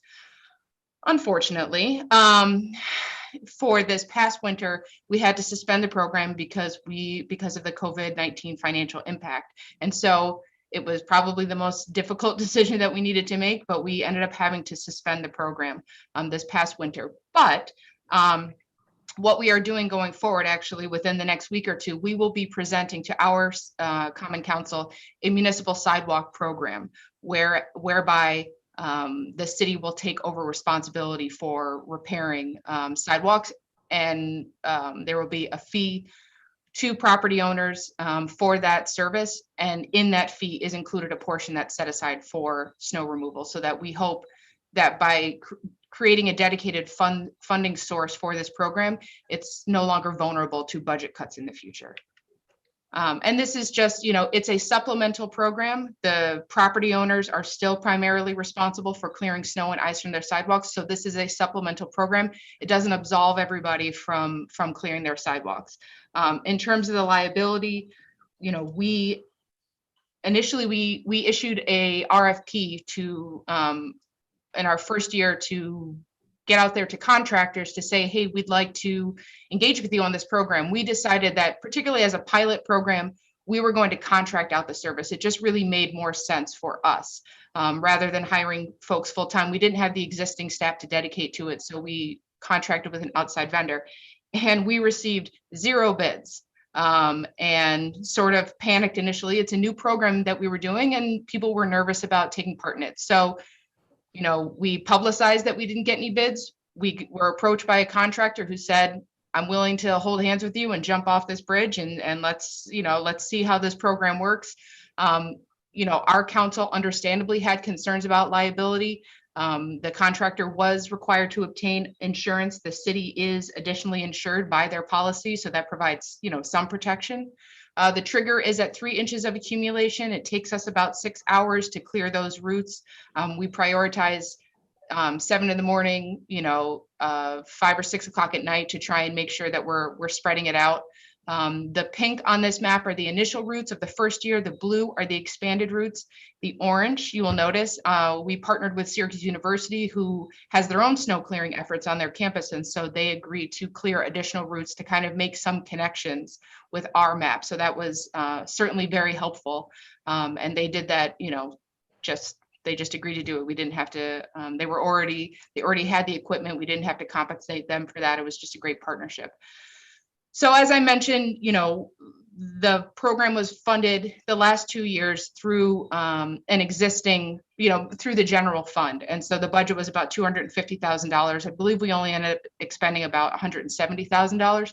But going forward, our hope is to establish a fund through a sidewalk maintenance fee to property owners to make sure that we can continue to expand the program. And that is really our plan, that as the years go by, we will continue to build on this network and prioritize where pedestrians are walking, and there's certainly some debate among us whether or not it makes sense to have a goal of clearing the entire city of all sidewalks, and whether or not that's really a suitable return on investment. But that's kind of a debate that we continue to have. As of right now, the goal is to continue to build on that network, prioritizing where pedestrians are walking.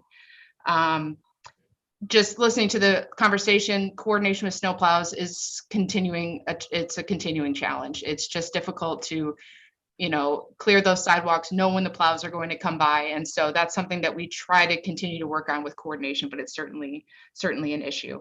I think that is all I have. I will say also that I'm standing in for a large team on the city, so I will do my best to answer questions. We certainly had our law department involved, our transportation planners, our finance team. So I will do my best to answer whatever questions, but also I'm happy to provide any information that I can after the fact for anything that I'm not able to answer today. Thank you. Thank you. Thank you, Corey. Outstanding presentation. Thank you for your hard work and your great city.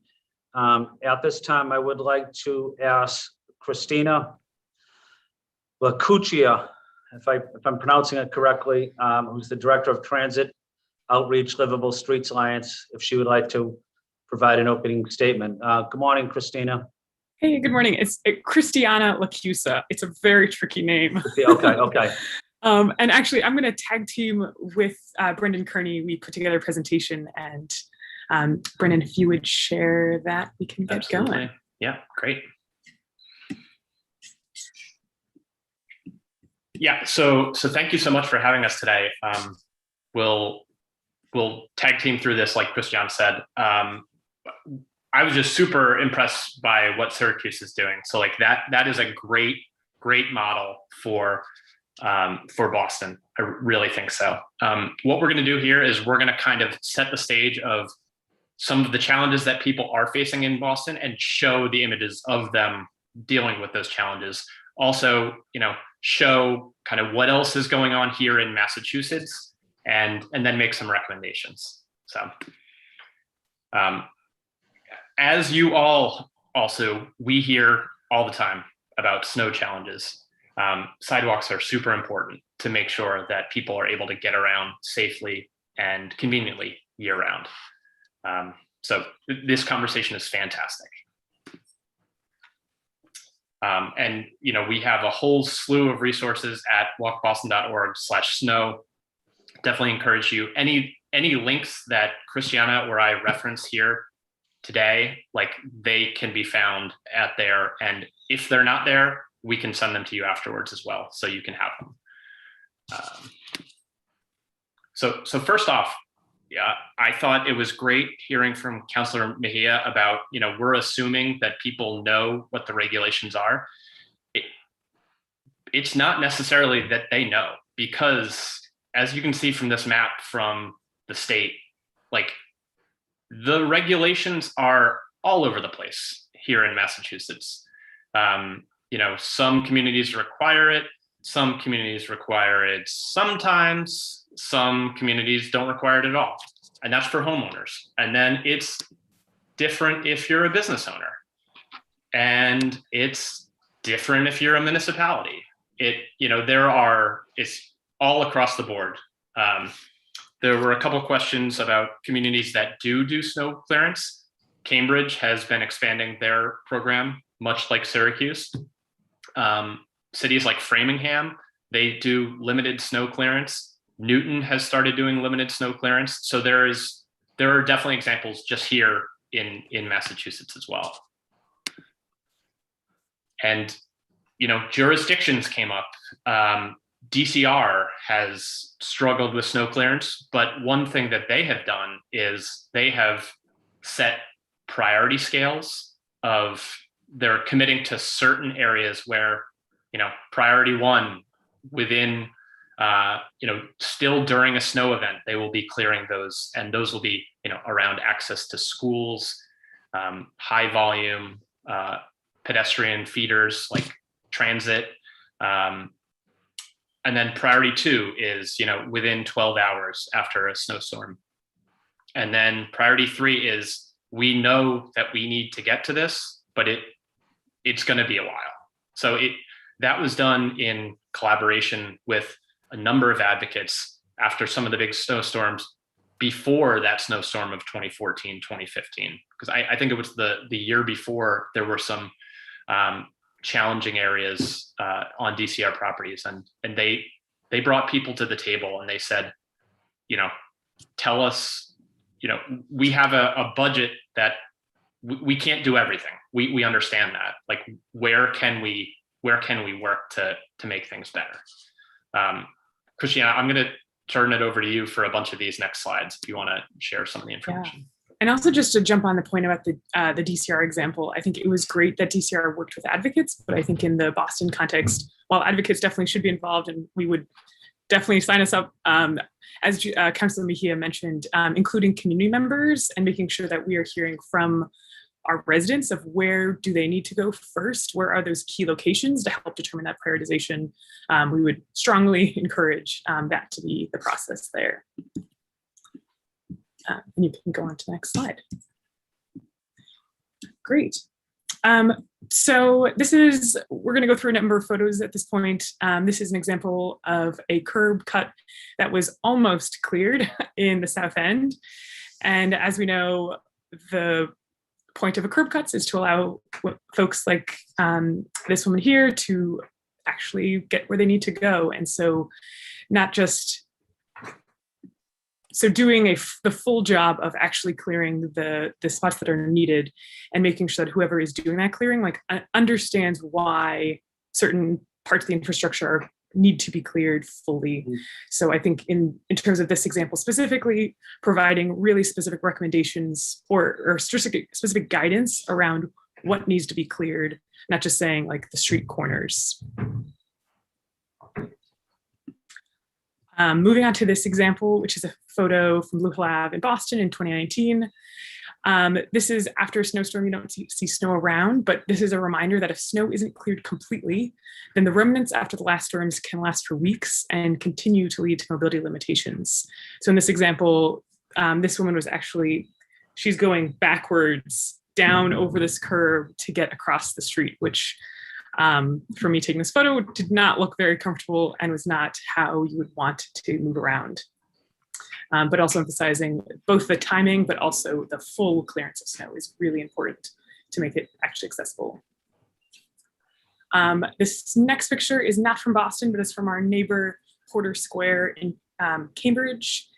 And what we're trying to show in this photo, not quite shown, is the Porter Square T-stop.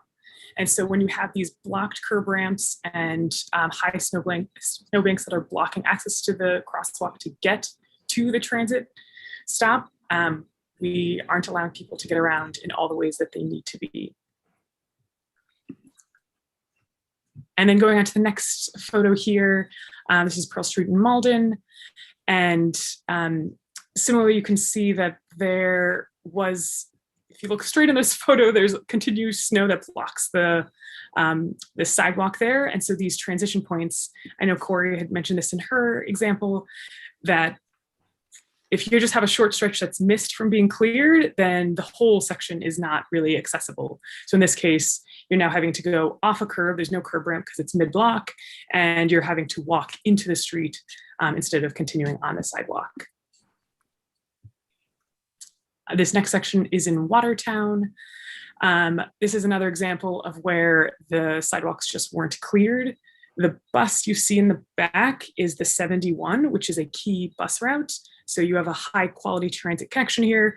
But as you can see, the man on the left side of this photo is walking in the street because there is no way to walk otherwise. And so if he is trying to get to that key bus route, or maybe it was just dropped off, there's not a really good connection to access or leave that key transit route. I think this next example was specifically mentioned by in the comments earlier, but this is, one of those mid islands in the Back Bay. This is back behind the Prue.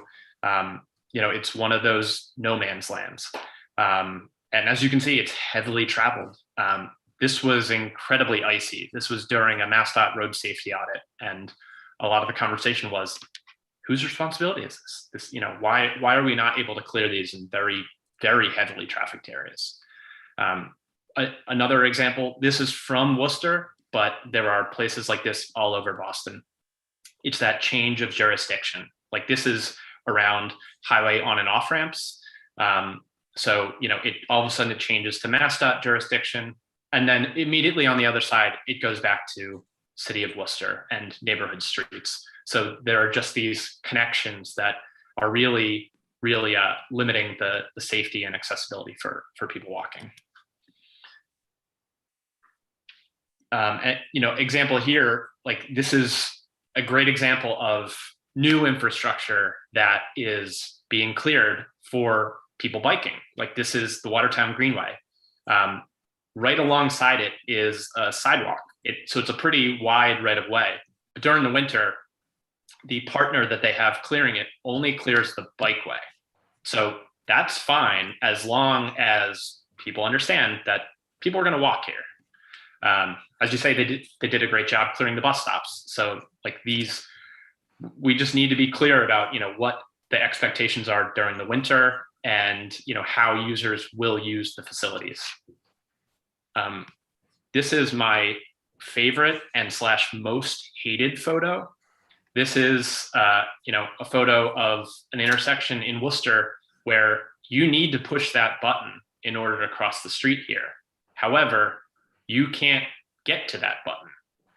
I was barely able to get to it, and I'm 6'3". If you were using a wheelchair, if you were not 6'3" and willing to lean way across, like there's no way you're getting across the street because the signals aren't automatic. So this, coincides with another one of Walk Boston's main priorities is how do we get more of our signals working for pedestrians, automating these signals so there's a signal cycle every cycle. Christiane, I'll turn this over to you. Great. So a couple of key takeaways, and then we'll go into some of our recommendations.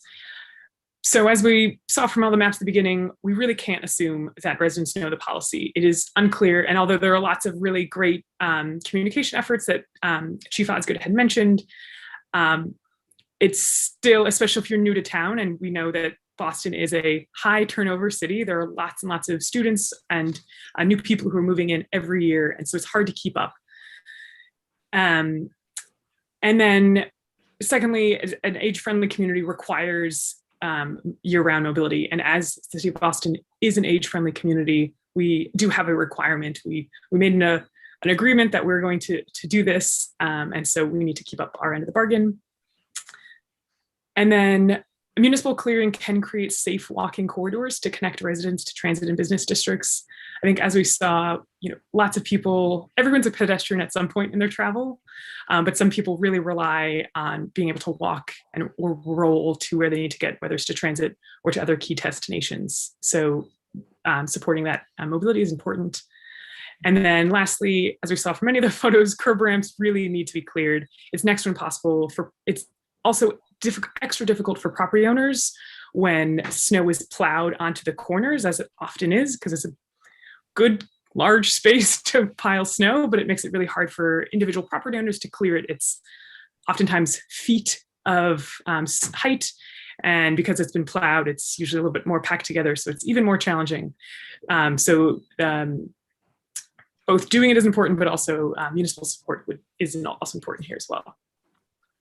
Yeah, and here are some of our recommendations. Like, it would be great if there's that publicly available map where what happens in Boston. Like, what's our prioritization? What do we hold? Like, we're committing to saying yes, these are the areas we're clearing, and here's the map that shows that. Because we hear a lot of the times from people in neighborhoods all across Boston, we don't know why this isn't cleared, and we're actually not sure who's supposed to clear it.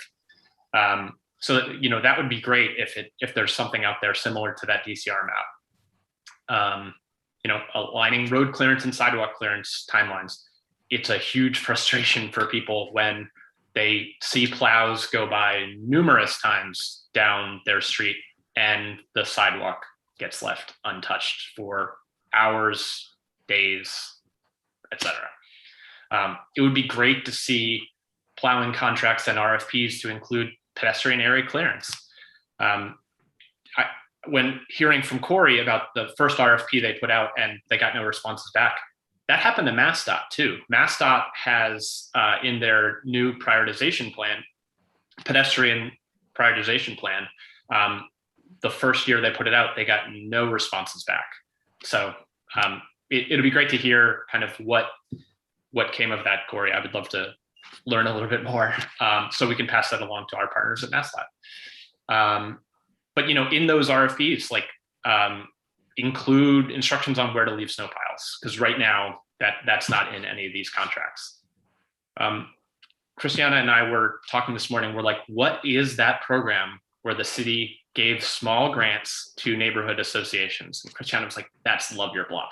So like, why not Love Your Block Winter Edition? And partner with our neighborhood associations and community groups that are already out there and taking care of these great areas. Like let's make it work in the winter too.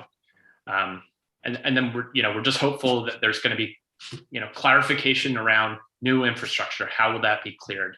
Such as floating bus stops. Like maybe at one time, people that had a bus stop along their sidewalk, they would also clear it because they pictured it as part of the sidewalk.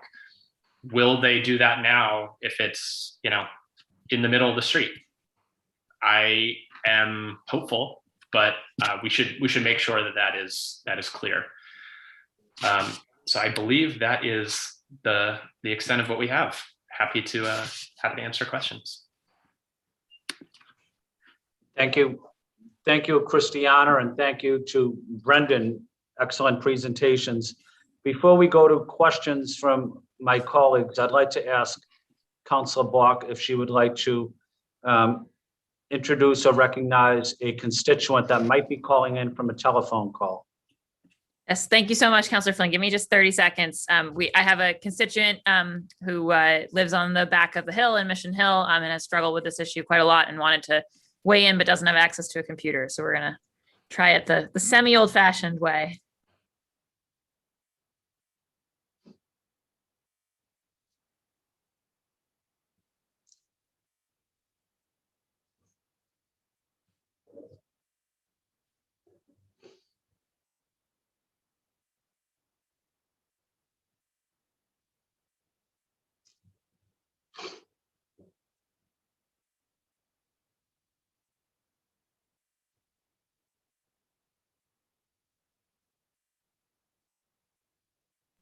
All right, I'm introducing here Mr. Tony Knight, who, as I said, lives on the back of Mission Hill.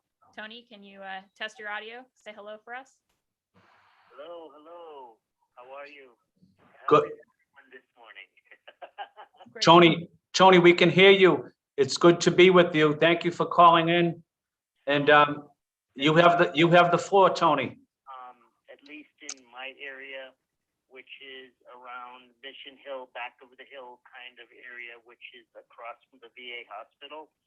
We have a terrible problem because there doesn't seem to be any real strategy on how to,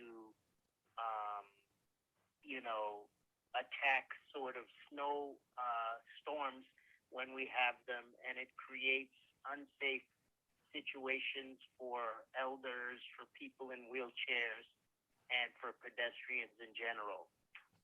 I generally, because I'm in a wheelchair and I have cerebral palsy, I have a terrible problem with snow and ice being packed on top of the curbs that are designated for you to use the crosswalks to go back and forth safely so you don't get hit by traffic.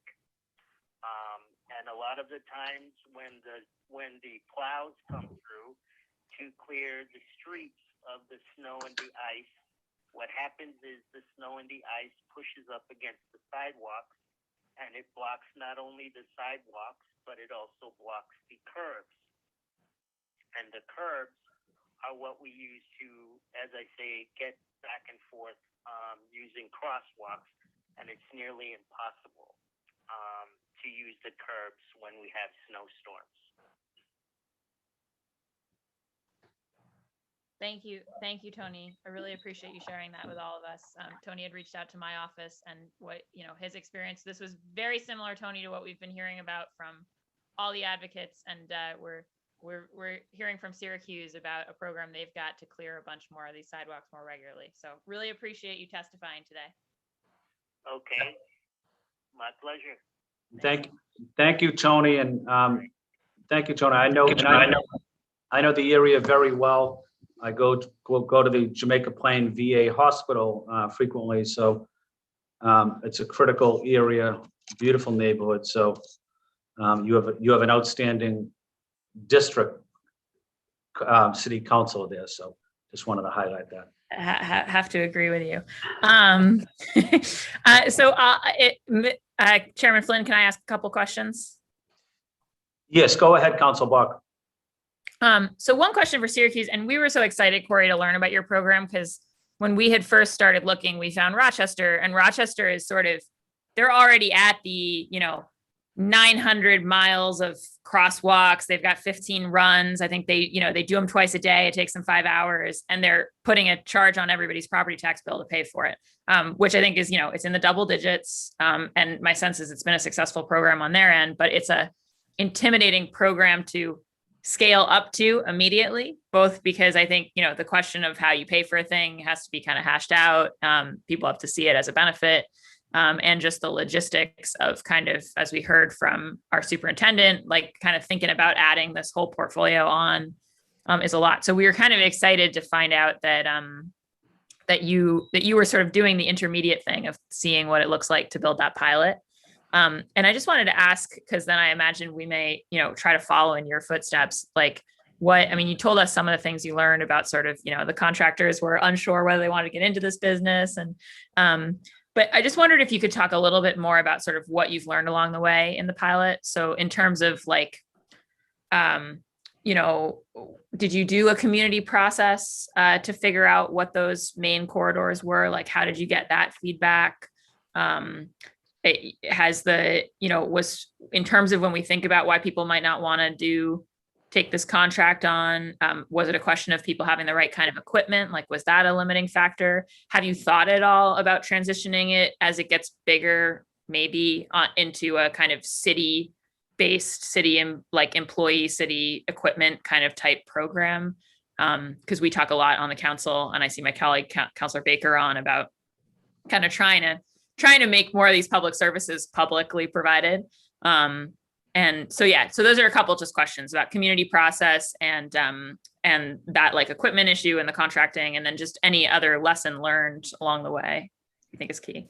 Sure. Thank you, Counselor. So I think, what we have learned through this program, which is helping to inform our proposed municipal sidewalk program, is for us at least, that data drives all. So by working with a third party, our MPO, that made the routes data driven. They were defendable because we certainly got feedback from neighborhoods to say, well, why is this road on there but not this road? Or, we have a road, Euclid Avenue, that is, I think, one of the most highly pedestrian traveled areas in the county.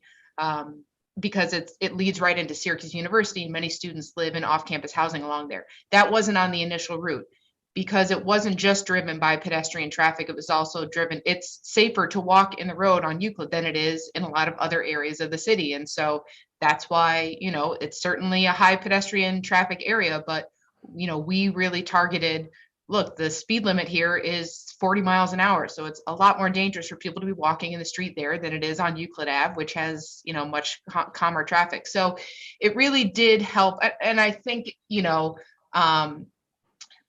having it driven by data, having it driven by a third agency that is sole purpose is transportation, really helped legitimize the routes that were selected so that people didn't believe, it happened to go by the mayor's house or whatever it is.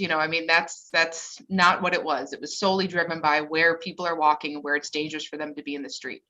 In terms of why we didn't get any bids, I think it was just the first time we were doing something like this. And I think there was, and I don't blame the contractors, but I think there was some hesitancy where they, we said, well, we've divided the city up into 4 different quadrants. You can bid on 1, you can bid on 4, you can bid on 2, like whatever you want to do, and I don't know, what do you think should be the accumulation threshold. And I think myself took more of a let's work together and figure this out. And the contractors understandably were like, no, I need like solid guidelines on what and what the expectation and threshold is. And so when we didn't get any bids, it was certainly a crushing day, but we publicized that to say, hey, we didn't get any bids for this because we know that, and it's something that we're also working on, our outreach efforts to contractors, there's certainly room for improvement there. And so by publicizing we didn't get any bids, we got someone who, hadn't been engaged with the process before, saw that article and came to us and said, we know you guys are figuring this out for the first time. We're willing to work with you and hit some bumps in the road and kind of figure this out as we go. And so we were very fortunate to have that vendor to work with. So, and in terms of transitioning to city workers, it has been something that has been brought up. It is something that we are considering, and I'm sure it will be part as the program moves forward, particularly if we are able to pass this municipal sidewalk program and there is a dedicated fund. I mean, I think doing that too soon, this past year with our budget constraints illustrates why it didn't make sense at this point to bring it in-house, because we ended up cutting the program, which means, would we have had to lay off those workers who were dedicated to doing that? Also just, I could see the argument both ways to bring it in-house. Right now, when we have a light winter, great, then the program doesn't cost us very much because we're only paying by deployment. And that way it's a reduced cost. Whereas obviously if you bring on staff, you have those staff full time and there's an argument to be made there. But just in the initial stages, we thought it would be better to work with an outside contractor.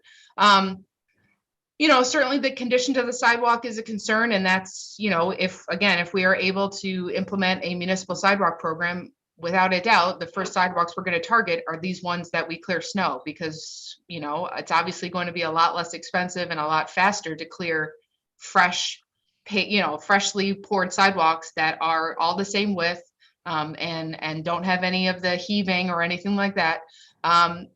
So, I mean, I really, and that's also data is going to drive our municipal sidewalk program as well. So I think that's the challenge that we've gotten, obviously coordination with the snowplows, but also there are people out there who still think we should be fining their neighbors for not shoveling their sidewalks. And that's an understandable sentiment. And that's a difficult conversation to navigate because this jury's still out on whether that's a good source of resource and use of our time, and whether or not we really should just be focusing on the only way to guarantee the sidewalks get plowed is if we do it ourselves. And so that's kind of the conclusion that we've come to. So, I mean, there's still some back and forth there. And also, we're clearing businesses, we're clearing places that in the past might have contracted to have this service. And, is that fair that you're clearing a business? It's like, look, the goal of the program is to get the sidewalks cleared. We don't care what property it's in front of. The goal is to get the sidewalks cleared, and having that be the focus, has been helpful to make sure that we're driving towards a common goal. It's to get the sidewalks cleared. Thank you. I see that Brendan's got his hand up. So. Yeah, it was just following up on that, the chronic offender piece. So I talked to the city council in Cambridge last month, and they had put in a policy order to have the Department of Public Works look at those chronic offenders. And when they issue citations, is it always the same person? Is it always the same properties? And what DPW had started doing was, they have that list. They know who the chronic offenders are. So they started doing proactive outreach before the snow season for the next year. And they've reduced that recidivism rate to improve clearance. So it's that proactive piece instead of having to go back and find them again, because it doesn't get it cleared. So it's definitely a model to consider. Yeah, that is generally, we use our ordinance enforcement division of the police department to go out and have conversations with those property owners before we get to the point where deciding whether or not we issue a ticket. And I will say also, just in terms of private snowplow operators, the way that operates in Syracuse, folks that are clearing snow but are not part of the municipal workforce, is that we license those folks. And if we find that they are repeatedly dumping snow on sidewalks on other people's property, we will initially issue them a fine and then we revoke their license, and they're not supposed to be operating in the city any longer because they obviously don't know how to properly clear snow. So, you know, obviously enforcement and staff resources are an issue there, and I won't say it's a perfect program, but that's what we have on the books. That's great. And then my last little question is just related to what I asked the superintendent.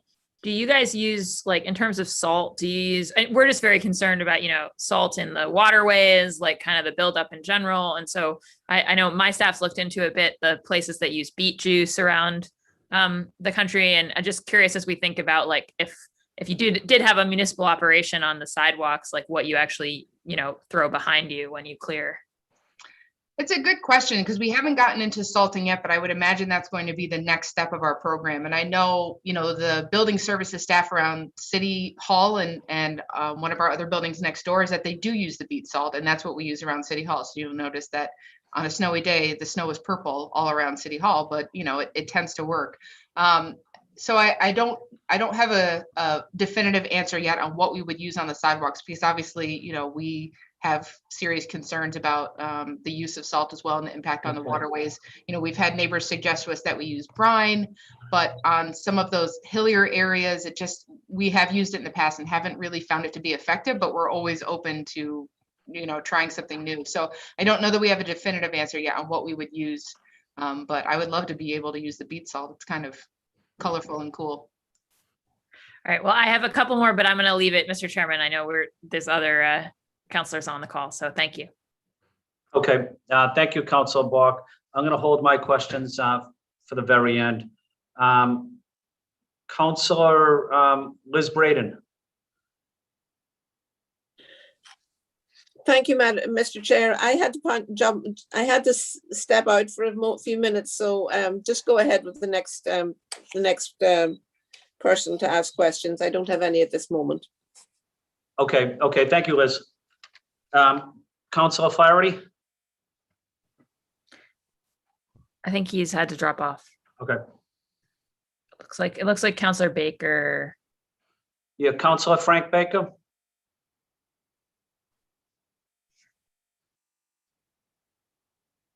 Okay. I do have a few more after you, Mr. Chairman, when you have a chance. Okay, Kenzie.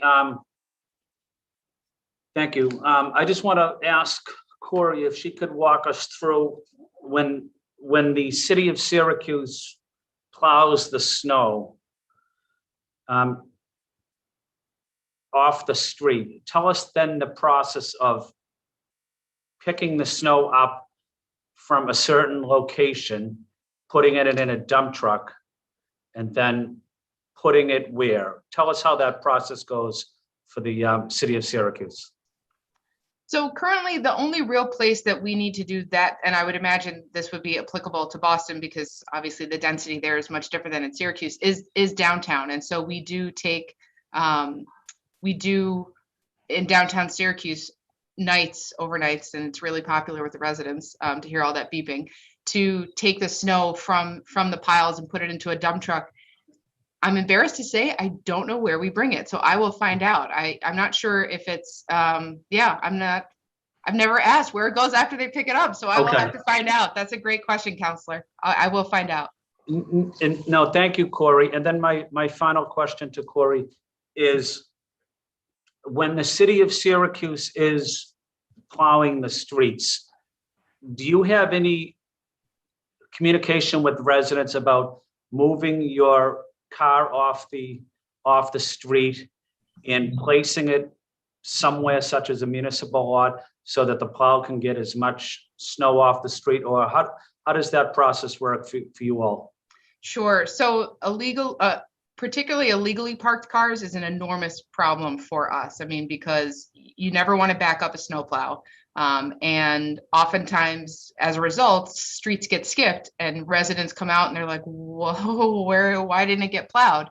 And so we've tried to, we have a snowplow map on our website that tracks where the plows have been and the last time that they were there, so that people are able to tell when's the last time, a plow came down my street, because oftentimes if it's still snowing, people feel like they've never seen a plow. It's like, you did, but it was 4 hours ago and it's snowing 2 inches an hour. So And so what we've tried to incorporate in that map is an icon that shows you where we saw illegally parked cars, which is why your street is likely not plowed.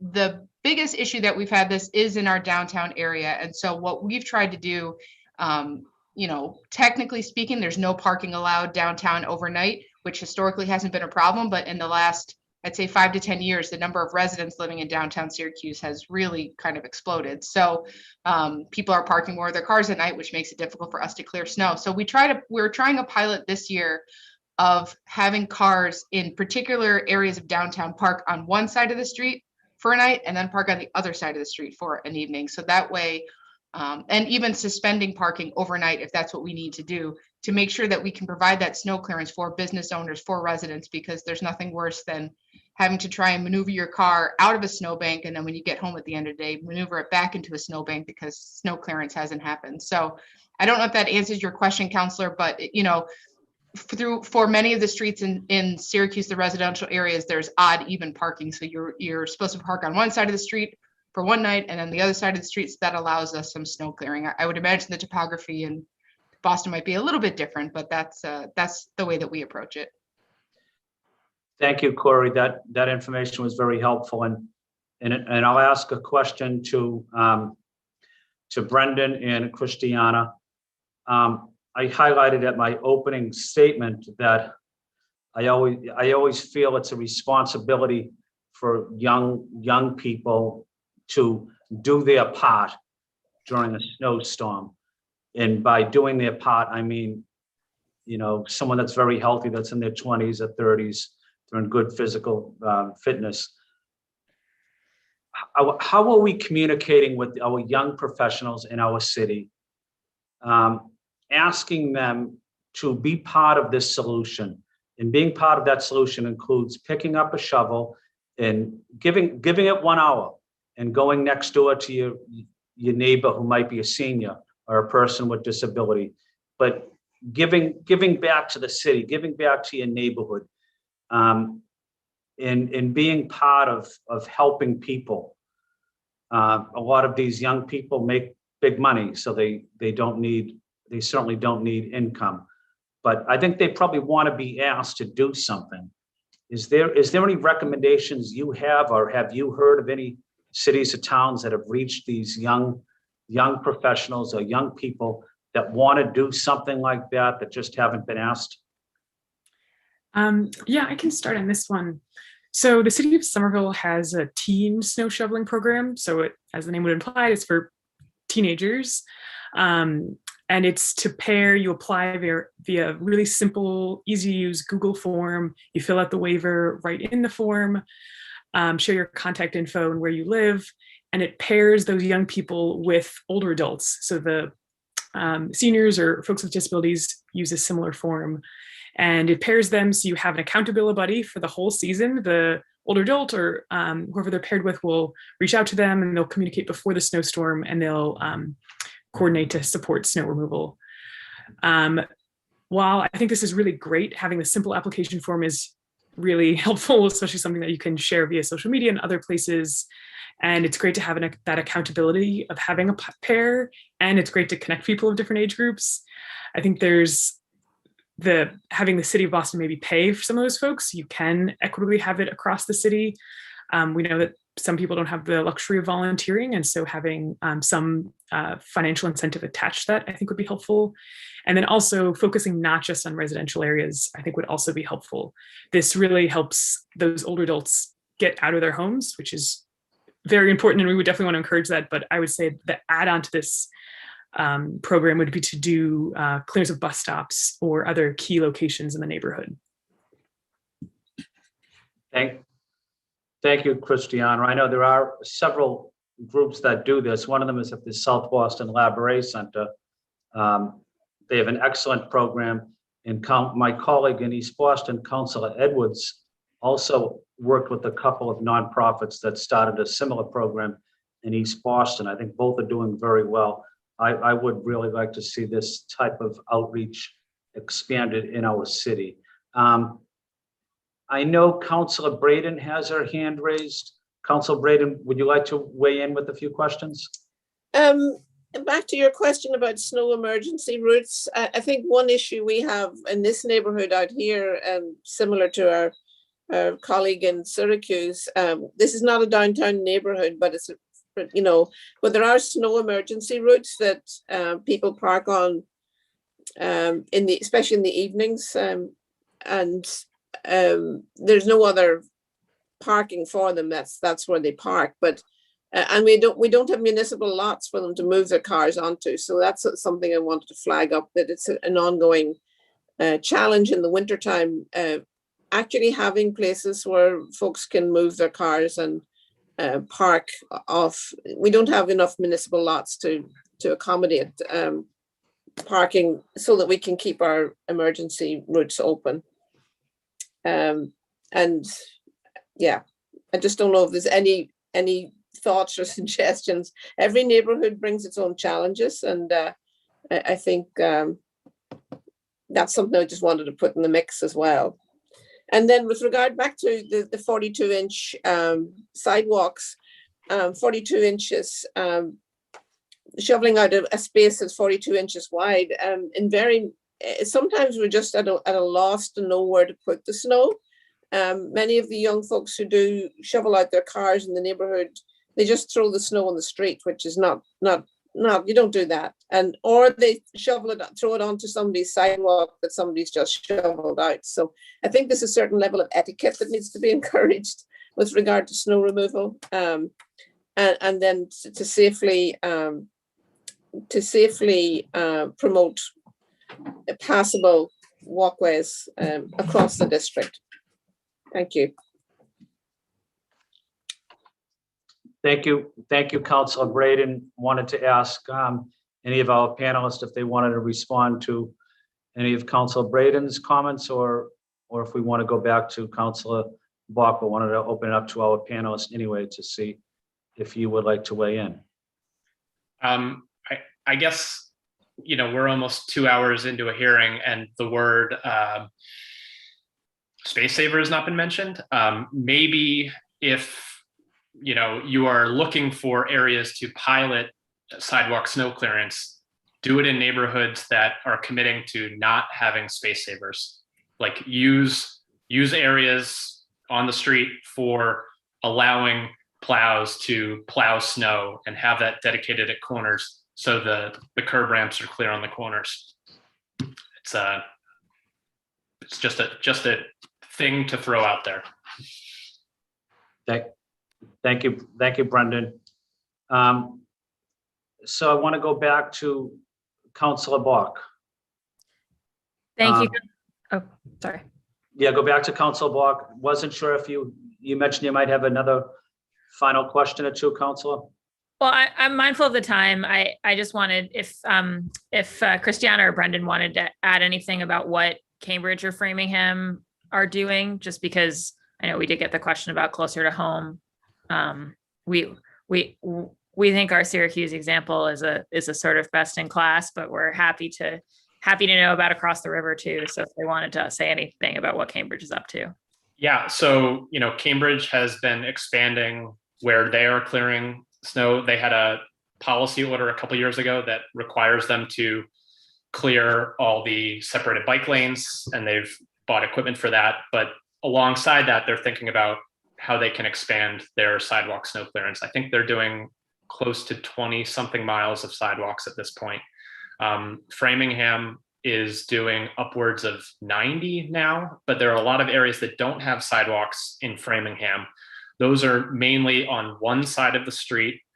They're using small sidewalk plows, and it is mainly connecting neighborhoods to schools.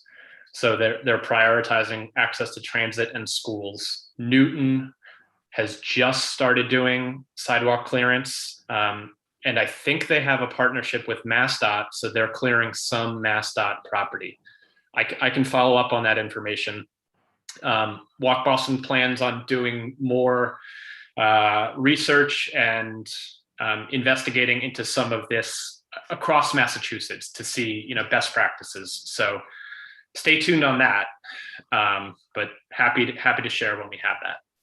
That's great. Yeah, and I think definitely we'll hope with the chairman's permission to have a working session on this later in the year. I think, we heard a lot of great stuff from Syracuse today. I think learning more about those examples in Mass and bringing the Rochester example to bear as well. It's just so important to me. I think at the end of the day, what we spend city money on and what we see as sort of our responsibility to do as a city is a question of policy prioritization. And I think that the superintendent referred to the fact we've had a good reason to prioritize roadways vis-a-vis public safety vehicles and access, and that's going to continue to be essential. But I think that we're more and more coming to a recognition that we have a really good reason and frankly an essential reason to clear paths of travel for folks who are getting around on foot and on wheels, right? Whether those are stroller or wheelchair or mobility scooter wheels. And that needs to be part of kind of the basic provision of city services, so that people know that they're not going to be housebound for days just as a kind of fluke of the weather.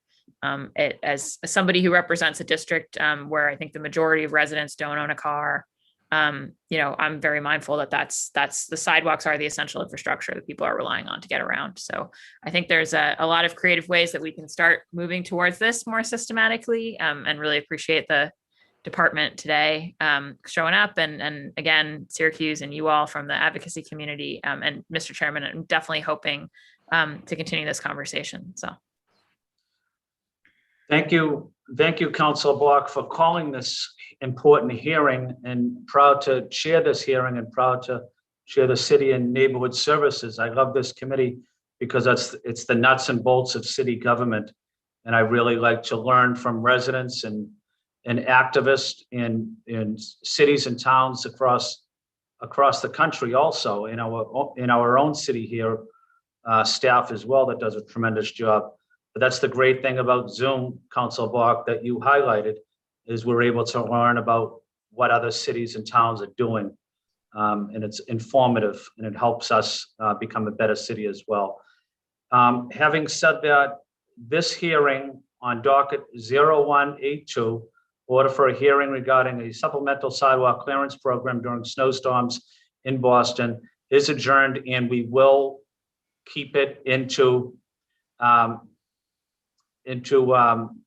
working session. However, before I do that, I did forget to ask if there's any public comment, so I apologize about that. My apologies.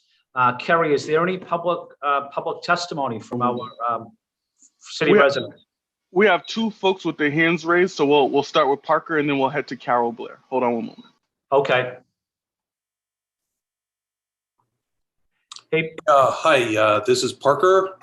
Parker James. I live in, I'm a 40-year resident of the Charles Gate neighborhood, which is to say the area between Mass Avenue and Kenmore Square, north of the Turnpike.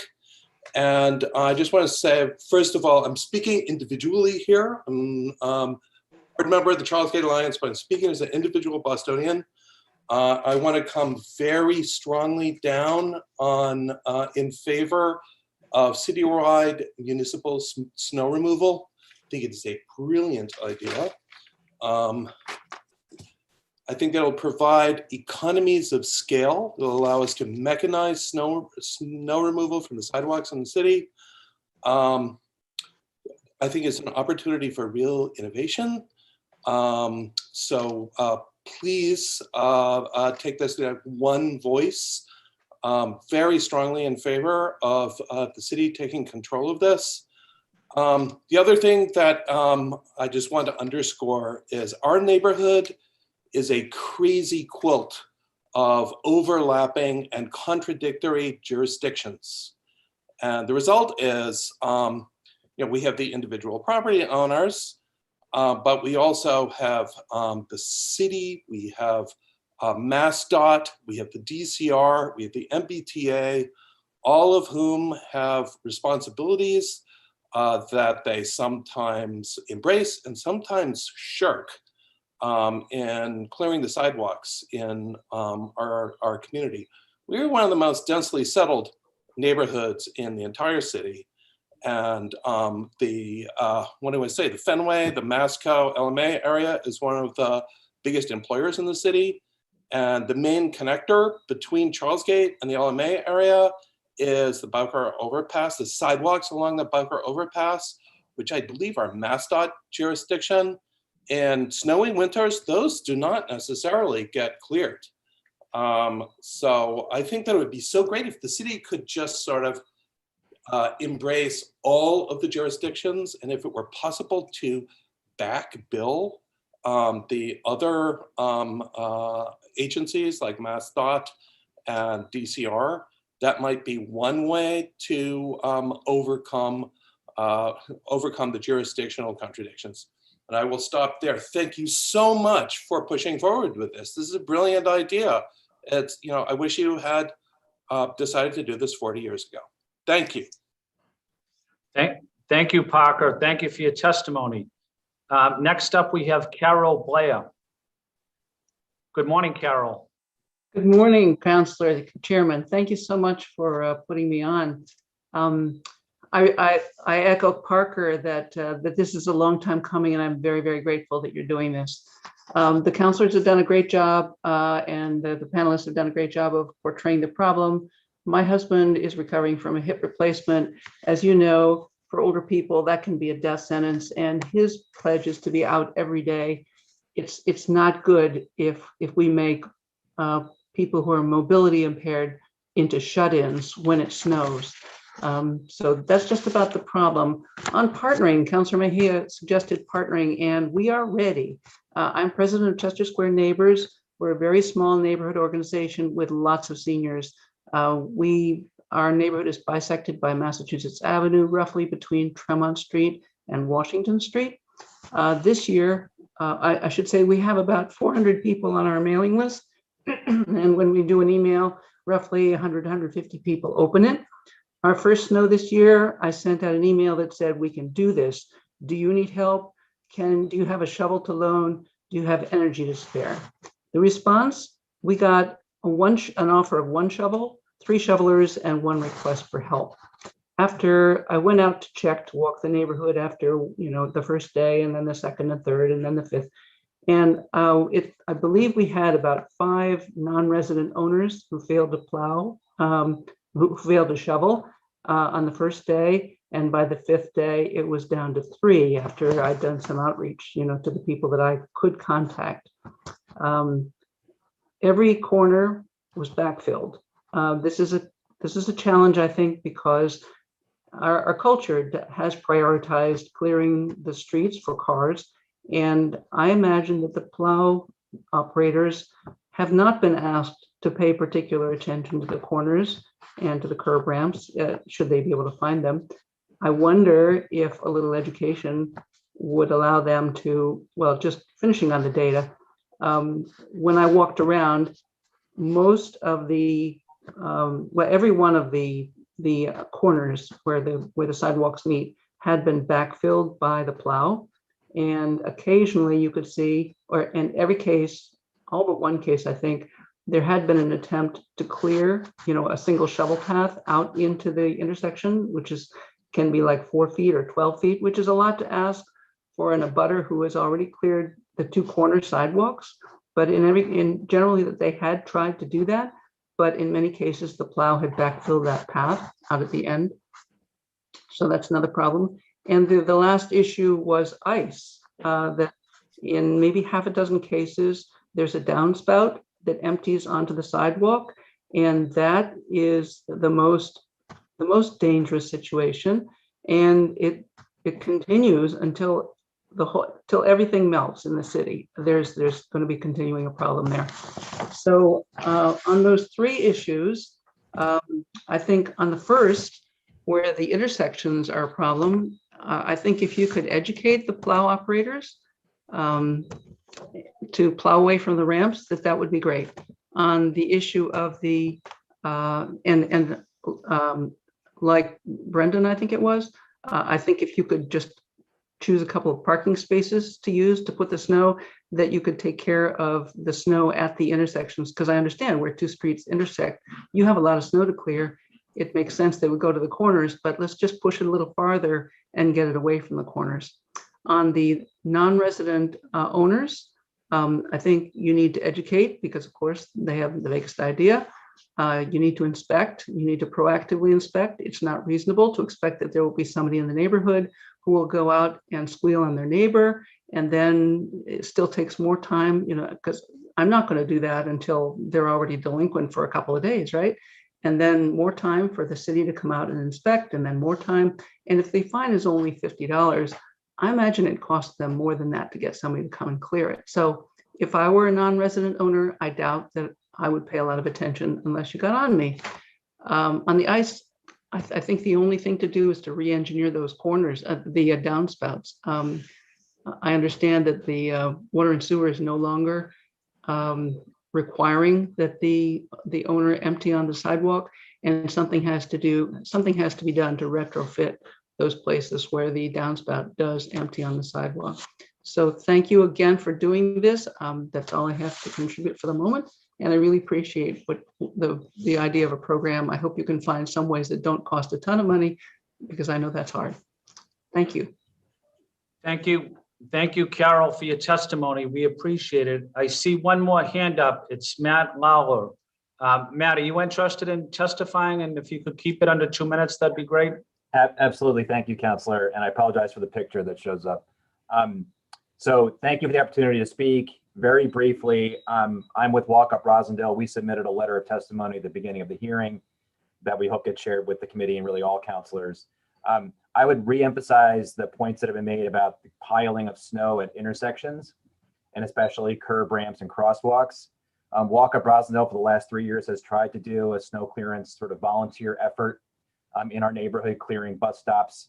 And the fact that I've come to realize is that the reason most people aren't terribly interested in helping do that is that the snow is piled so high and so much after even relatively small storms that the effort required to shovel it out by hand just outweighs the ability of people to sort of fathom how they would make a difference doing that. I'm one of the people who goes and does that.